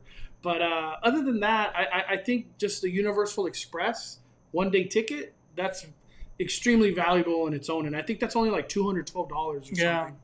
Hula Mama did confirm, yes, that is a tasting tab. Damn. For that corn. That corn. Is just the onion the tasting tab. Theme Park Casual says, shame no one else got onions that day. Can we get the elote horn for the elote at Knott's? Yeah, I should have hit the elote horn. Let's see here. We got Jay with the super chat. Jay with the super chat again for $4.99. Jay's dropping the fire. Disneyland casting director for parades and shows is a good friend of mine and has confirmed Christmas Fantasy is the first parade to come back. Wow. Holy smokes. It's a Christmas fantasy. Hey, so, okay, can we just speculate now? Magic happens January? Happens January? January. Damn. And that could be the whole campaign, like, Magic Happens return. Yeah, Magic Happens coming back. Get your frequent visitor pass with it. Your membership. Frequent visitor membership. Your frequent visitor membership. Come to Disneyland. Discounts. Buy 5 tickets, get 1 free. Legacy pass holders. Sarah Y says cooling towels. Those work a lot. Cooling towels really work. Yeah, cooling towels actually are like that'll work all day. Like you just keep wetting it. Jen Arredondo says highly recommend UV umbrellas. They block the sun and can actually make you feel cooler. I use one for Knott's. So that's one thing I've been wondering. Universal sells a Jurassic World hat that says like UFPV or whatever 45. Oh, so it blocks the sun's rays. So yeah, I guessing there's umbrellas with that too. Yeah, I'll be fine. Junior, who sends $5, says Disneyland Fantasmic is the best Fantasmic. Disney World's pales in comparison. Fantasmic needs to come back now. Dude, I will buy a ticket so fast if they announce like August 1st Fantasmic comes back. I'll just be like. I feel like give me my ticket. They got a super chat from Nathan Rodriguez who sends $4.99 says, hey Mondo, fire it up. Nathan. So close to 100K. Also, just graduated from high school on Thursday and was so happy and proud for myself. Oh, dang. Hit Congratulations. The We're going to hit the purge horn. The purge horn. Like, for Nathan. Congratulations, Nathan. You got the whole world ahead of you, my friend. One of the best things advice I could give is like, follow your intuition, man. Growing up is tough, dude. So believe in yourself. That's what I want to say, really. Believe in yourself, man. Good luck in your future, my friend. Ava Butler sends some information here. She says, my hubby did the VIP 3 times.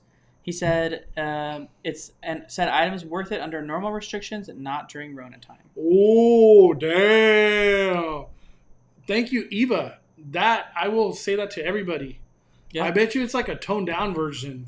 Maya also says, it's funny how the hottest day is Tuesday on the 15th. I wish the best to all those out-of-staters going to the park that day. Let me talk about that real quick. Opening day, Disneyland was one of the most brutal days we've ever experienced at Disneyland. And that was only like 92. Yeah. And now these people are about to fill 100. That's all I'm going to say. Interpret that. David sends a super chat for $4.99. He says, thanks for telling Disney how it really is. Fire push. We all love Disney. No, we love Disney. We love Disney, but we just are a little frustrated with some things like mobile ordering and limited menus. Limited menus is a huge one because if you're trying to get people to spend money, I would feel like you'd want more diversity so people are more inclined to spend money on food and not bring their own food. And we bring these things up because it's like we want Disneyland to just be better experience for everybody. It's not like we only want this. It's to help everybody. I think everybody could agree. I want a Ward Wiener how it should be. I want my Carthay Circle experience how it should be. Mm-hmm. I don't want this like. I think the thing with like Carthay Circle is like I've had a lot of friends that went during the Buena Vista extension. I refuse to go to it. And also during Touch of Disney, and they thought that that's what Carthay Circle was. And I'm telling you, like, we're not just saying this because we want it. I feel bad. Disney's actually hurting their own reputation with this, because my friends that went to Carthay for the first time, their experience at Carthay Circle was during Touch of Disney, and they were really unimpressed and did not like what they ate. And I had to explain to them like multiple times, like, this is not Carthay Circle. Carthay Circle has an amazing menu, a super diverse menu with lots of different options, and it's truly 5-star dining. And what they were being offered and what they're currently being offered now is not that. And so Disney's literally hurting the reputation for Carthay Circle. And for a guest that's maybe coming for the first time, I wouldn't go back. And experiencing that, if I didn't intervene with my friends specifically, they would never go back to Carthay Circle. And I feel like if you can't be open and have the full experience, then just don't open. Let me say something. I remember this on A Touch of Disney, because I don't think the menu has changed from A Touch of Disney, right? It's pretty much still the same menu from A Touch of Disney till now. Yeah, no, it hasn't changed. Some people were like, dude, we went for lunch to Carthay Circle. Let me just tell you, hashtag not worth it. And they were like, we were so lucky because we all kept checking the reservations for Lamplight Lounge, and we got it. Lamplight Lounge was 100% better experience than Carthay. And I remember that. I was like, dang, you would never hear anybody say that, because Carthay is like, it's just a five-fire experience from the food, the drinks, the bread that they give you. The bread. They give you salted butter with your bread. Not even I can just have that for dinner. And then the service is always incredible at Carthay. Like, they just have a different level of experience there. The best thing to do at Carthay is like go early for your reservation, check in at the stand, start at the bar, get your drink, maybe a quick little appetizer there. Then they'll come and get you in the bar. They'll take you upstairs. To Carthay, and then you just have an amazing experience there. Now you eat outside in the sun. Yeah, I know it is what it is. It was such a good experience that when Club 33 was closed for an entire year while they were redoing it to the club that's there now, they were offering Club 33's dining as an alternative to Club 33 members, because Carthay is so good. So it's an amazing menu, and I feel sad for the people that went during Touch of Disney and Buena Vista Street Extension, because it's not what it is. Yeah. And a lot of people thought that that's all it was. No, Carthay's. I love Carthay. Carthay. Yeah. So I feel like these limited menus, like if someone had went and then had award winners and it's only like chips and corn dogs, they're gonna be like, I'm never gonna go back here again because it's just corn dogs. And all the people that have gone right now, that have like, this is their one time in the last 5 years, they didn't get to experience Carnation. You know how bad Pizza Planet is. They didn't get to experience the breakfast at all anywhere. It's kind of a weird experience to like how Disneyland is settling with people. Yeah, like on the food perspective. We got a super chat from Tom P. Dude, dropping 4 to 9, not a 9. He says, hit the purge for it. Purge it up. Says, Speculation Sunday is the best. You guys make a great team. Hell yeah.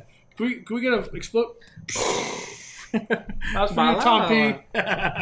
Oh yeah. Wow. That's oh my gosh, Wally. Eva. Bomba Cat says, use the Japanese paper umbrellas. They're cute and keep you really cool.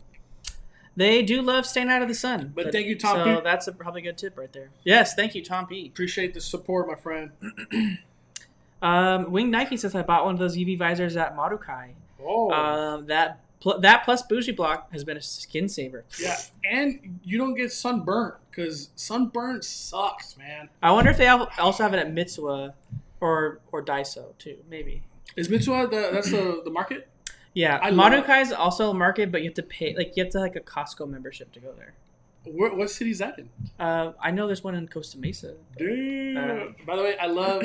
Is it Mitsuwa? Mitsuwa. Mitsuwa is incredible. I took you there, right? Yeah, we made a YouTube video out of Mitsuwa. Oh, we did during the pandemic. I ate beef tongue that day. It was really good, really good. Let's see. Oh, we can do this really quick. Benjamin Castro asks, can you quickly explain how to link tickets with friends and family so we can all get into virtual queues? Oh, great question. You literally go into your app, go to tickets and passes, click the plus sign in the corner. It brings up your camera. You're going to scan the physical ticket of the ticket that you have. If you don't have a physical ticket, scan the barcode of the person's ticket on their app and then add it to yours. And keep doing that for every single person. Yeah, we've had people do up to 10. Yeah. I don't know if it 13. goes... 13. Yeah, so 13. we know it goes to at least that much. And then when you do your boarding group, it'll just check mark everybody who has a live ticket that day. So you don't have to worry like, oh, which one is it? Just make sure for sure that no one else in your large party is doing it at the same time. One person do it. Only one person's doing it. And that's not because like... we're not trying to say that, oh, if everybody does it, you have more chances. That's not how it works. We just want to foolproof the program because if one person does it and does it correctly, the whole group's happy. And it's been, obviously you saw the people earlier getting boarding groups in the 10s. Yeah. It works so good. Kristen, just trust our tips, man. I'm just saying. Kristen Maythaler says, I went to Carthay for the first time at Touch of Disney and it was okay. Not worth the money. Yep. Exactly. You wouldn't be saying that about Carthay regular. No, if you went pre-Rona to Carthay, you would never say that. You would never say You'd be like, why is this restaurant limited to only inside a Disney theme park? I know. Carthay should be part of downtown Disney. I would go to it all the time. Let's see here. Jesse, was it Berjarano? Says $4.99 or $9.99. It says, thank you for everything you do, Mondo. I feel like I always am along for the ride. The group drinking and tasting vids recently at Adventures Campus have been my fave. Thanks again. But oh, yeah. Thank you, Jesse. Dude, every time... Okay, I just want to say this. Every time we film the drinking vids, like review or food review, I'm always scared because we don't know what we're getting into. This is all the first time we're trying this stuff. And... It's just like it's hard to film because like I don't always want to have a camera in front of Danny eating, so it's like the balance of like it's just hard to film that stuff because I'm always, every time I put anybody on camera in Five Fires YouTube, I always want to make positive light, make you look good. I never want to make anybody look bad. So like I just feel like on the reviews it's always the hardest to film because I don't want somebody to you know what I mean? I don't want somebody to be like that. It's just hard to film those reviews, but the last ones from Avenger Campus turned terrific. Amazing. Hortensia Toledo says, I'm waiting for the full service at Carthay. I want to rate it correctly, but I feel like I don't need to rate it based on you guys. No, do not go to Carthay right now. Just simple as that. You're best spending your money at Lamplight Lounge. Liz Sophie says, I ate downstairs at Lamplight Lounge right by the water, and it was the best view and amazing service. There you go. Shout out to the cast members at Lamplight. Yeah, there you go. There you go. Let's see here. We caught up. With out-of-state guests going to the park on the 15th, Harborside may be packed, as many of those guests will be at the hotels across the street. Yep. Oh, definitely add some people there. It's going to be crazy. And by the way, I don't know if you guys saw, I posted a video called Harborside Madness this week. Watch that video if you haven't seen it so you can see what it looks like on Harbor.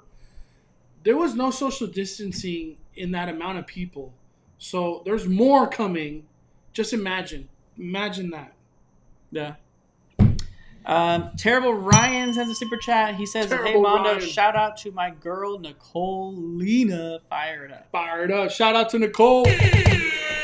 Hope you have a wonderful weekend, Nicole. Odessa C says Mitsuwa is an awesome market. I love it. I could go there every day. Every day. They have so much to offer.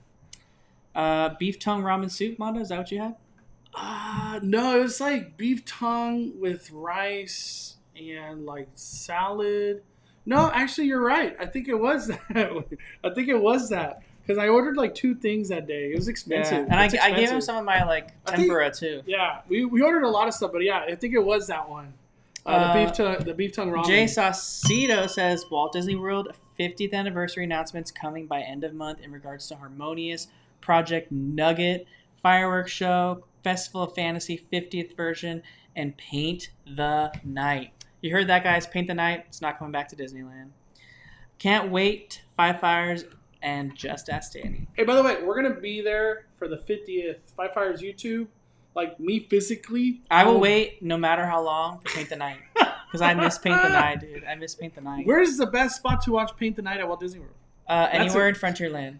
Frontierland? Yeah, because the parade route goes all the way to where Pecos Bill is at. No, I know where it goes. Yeah, and like everyone wants to watch it on Main Street or like in the hub. Main Street just is too crowded. The only parade I watched on Main Street in Magic Kingdom was like the Christmas parade during the Christmas show, like but that was worth it. The Christmas event, after party. Yeah, it's like an after party. Like it's called Mickey's Very Merry Christmas Party because it's like limited attendance, but like on a normal day for like Festival of Fantasy.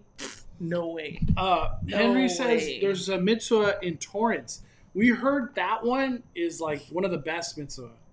That's what I heard. Everybody says. Mondo Danny, you guys are awesome with Asian market. Dude, no. Mitzvah, I wanted to go to the Torrance one and film it.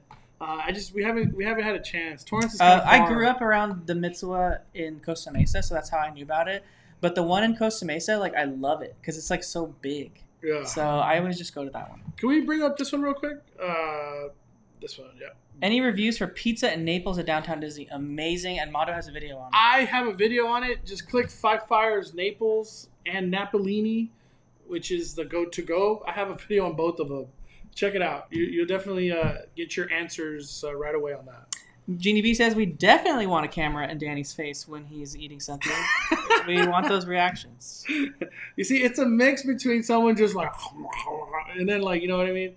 That's what I've learned. Like, I'm not trying to show people just eating foods, but I do want expressions. So it's just a weird balance to try to get all that. No, Paint the Night. Yeah, paint. Well, according to Jay, we're gonna get Christmas parade, so that means we'll probably have fireworks and the Christmas lighting ceremony at the castle. And honestly, Magic Happens can kind of be a night parade too, so that's probably why they're not going to have Paint the Night. If I had to take a guess, I think they're lining up Magic Happens for January, and it's going to be the big, hey, what is it called again? The frequent pass holders program. Come on down. We got Paint the Night or Magic Happens returning, and you could come once every month. I don't know. I feel like Magic Happens is gonna be like a chess piece to like entice people to come. Cats right here tells us that the best spot to watch the parade is next to Ye Olde Christmas Shop. That's in Liberty Square. So it is the best over there. Yeah, like Liberty Square, and like I kind of watch it like by Country Bear because you have that like extended over by Country Bear Jamboree. You kind of have the extended like dock along the rivers of America, and like they kind of do crowd control back there so that the main pathway is not affected. Yeah, and it's like just usually empty right there. So like I always watch parades right there because it's just easy. Can you bring up Wing Nike? That's what I was trying to say. The Mitzvah and Taurus has a Modo there? What's a Modo? Just keep reading. Mochi donuts are so yummy and as good as the blueberry ones from M&M. Yeah, and only that one I think has those donuts. Oh, okay. Yeah, so that's why the Torrance one's just it's like a better Hula version. Mama says visit the Torrance one. Yep, nice. Everyone says it, man. I love that Costa Mesa one. Maybe we go. Maybe this week. Maybe we'll see. It all depends how crazy Disneyland is. We'll see. We got a super chat, by the way, on the VENMO at the Cali Bay. Monica dropping 20. I am so happy I found your channel. I'm so impressed by the job you've done with the opening of Avenger Campus. Thank you for that. I went so hard for Avengers.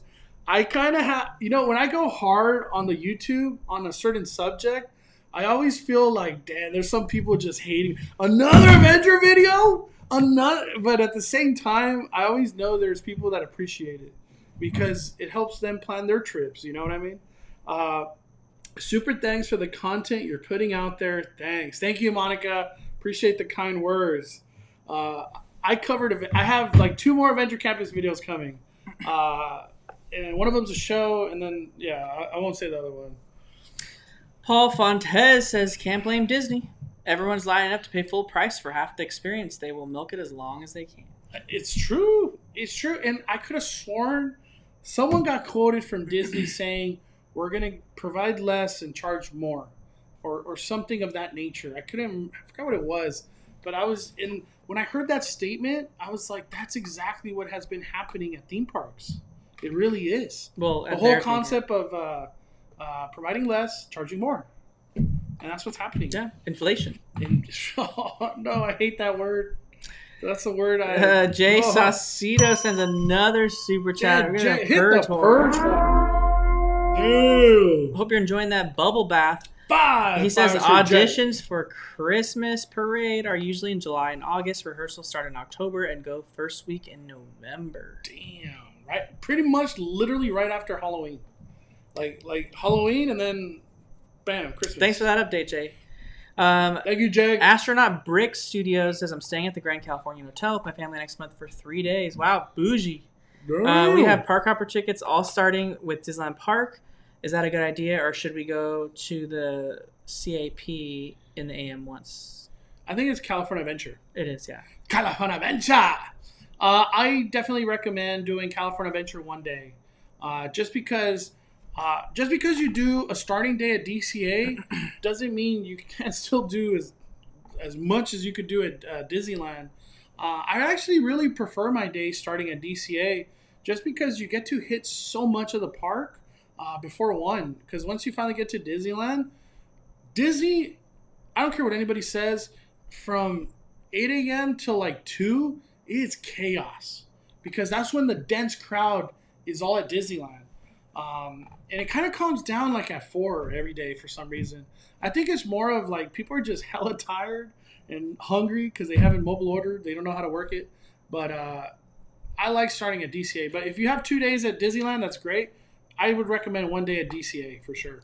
But we are past the 9 o'clock hour, so we gotta start wrapping down here. But we want to talk a little bit quickly about Avengers Campus. Mondo had some updates. Obviously, we saw Loki make his brand new, return to the campus in his new jail outfit. If you guys have watched the new Loki show, I don't want to talk too much about it just in case people haven't watched the show. I don't want to spoil anything. But once you've watched the show, it'll make sense as to why he's wearing that outfit. And he also, I believe, is carrying the Tesseract, right, too? No. Oh, he's not holding it? I thought he was holding it. I don't think so. So they've got that updated. A lot of changes like that are going to be coming to Avengers Campus as they happen. So we got to keep an eye out for that. That's really cool to see that they're changing the land and the story will be always kind of going. I think it's a great change for them to be doing that because with Star Wars Galaxy's Edge being stuck in a specific timeline, they were never allowed to do any of this stuff with The Mandalorian. And it would have been so amazing to have this stuff that was Mandalorian. Mando come, the child. Yeah. Dude. Boba Fett. Like the current Boba Fett. And even have the villains from Mandalorian come in there would be awesome. Bo-Katan. But, I mean, it's just like they didn't have that because it's specific to the timeline. Avengers Campus is just open. So they can have all this stuff going on, and it's super cool to see. That's the kind of stuff that makes Avengers Campus, like, relevant for super long time. I hope we see the entertainment continue there. Update for those of you that are going to the parks this week and beyond. They do now have showtimes for all the different shows and things that happen within Avengers Campus.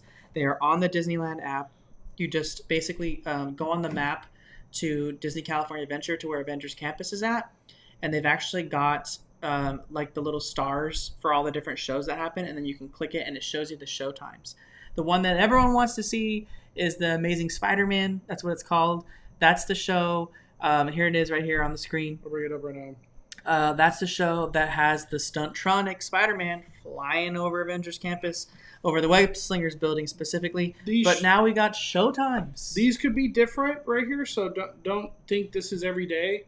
But they put what it is for the day now. Mm-hmm. So if you go on the day that you're there or the day that you're going, you're going to see specific showtimes for the Amazing Spider-Man or the Doctor Strange show or the stunt show over by Avengers headquarters. So it's so nice that they included this because when they were first open, they did not have this.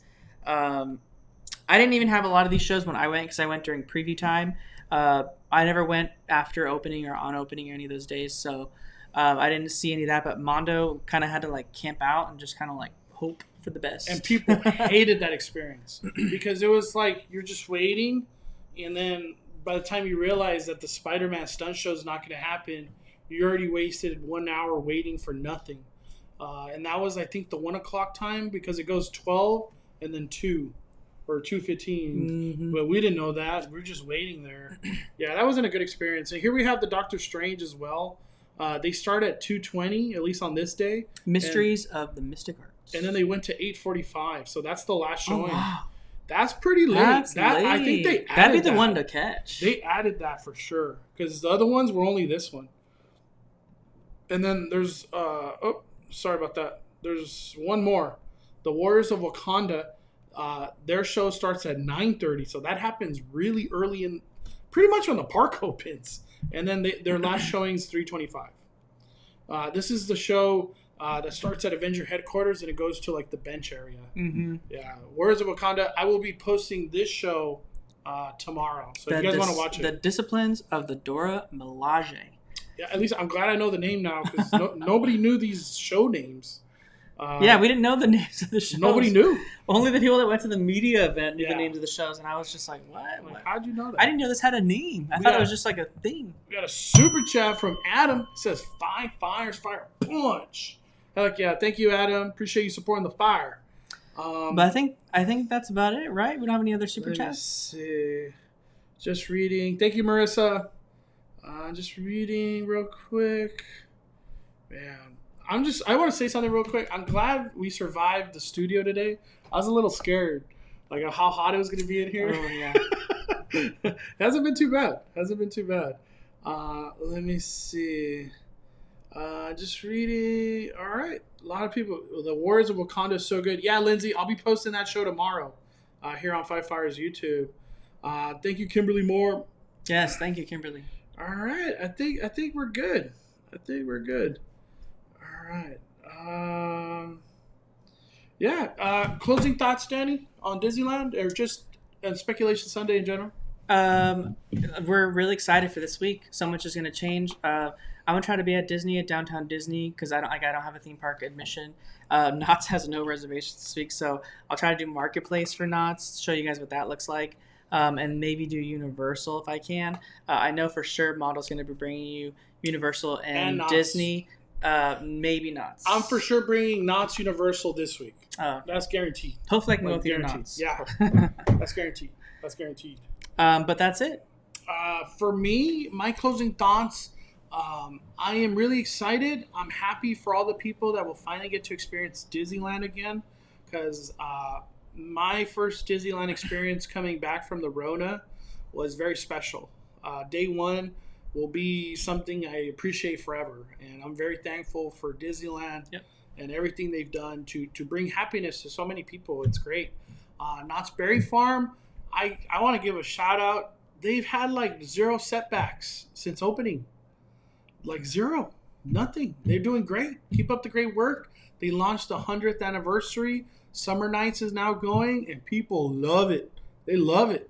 And for Universal, I can't be more grateful for that theme park to open and just do what they do for so many people. Now that they have Waterworld back, they have what's it called, the animal actors back. I know that's something I never covered, but they have that back. Blue's been out there. Megatron, all the Autobots, they've been out there too at Transformers. It's just nice to have all the theme parks coming back to life. Six Flags is one theme park. I've only visited it twice, and I have yet to see a meet and greet. Is there meet and greets at Six Flags? I don't know. I have no idea. Couldn't tell you. I have no idea, but it's just nice. I'm really thankful and appreciative of all the hard work that goes behind theme parks. And as a guest, I'm just thankful every day. And as a pass holder, obviously not at Disneyland, but I'm really thankful for Knott's and Universal and Six Flags for still having a pass. It means a lot to a lot of people. It lets us do something when we have nothing to do, and it's a great alternative to go to theme parks. It's great. We have one more last super chat from Sally. She says, "What would Walt do and say for how the parks are being run?" Who knows? I'd be curious though. I'd be curious. I don't know if you'd be happy or sad. Disney is $1 billion company. You'd probably be happy and then sad and then happy and sad. I don't know. That's a tough one. But thank you for the super chat. I just want to say one more time, thank you for all the moderators for being so incredible. I appreciate all your time and keeping the chat clean, fun, and positive. You guys, the work you guys do in keeping everything so awesome is incredible. And I'm always thankful of all the Five Fire moderators. Seriously, thank you for all your time. Thank you for all the people that have joined today's Speculation Sunday. We appreciate your time, and thank you for spending your time today with us today. These Speculation Sundays just keep getting better and better. And today was a blast, dude. I had a lot of time. Good job, Danny. Yeah. Hell yeah. But thank you, everybody. If you guys are not already following Danny, you guys can follow Danny at Just Ask Danny on his YouTube channel. I know a lot of people were asking that earlier. He has a YouTube, Just Ask Danny, Instagram, TikTok, and Twitter. All right, everybody. Thank you for your time, but we are firing it down. The Cali Bay is calling it a day. I'm the main host, Mondo. Out.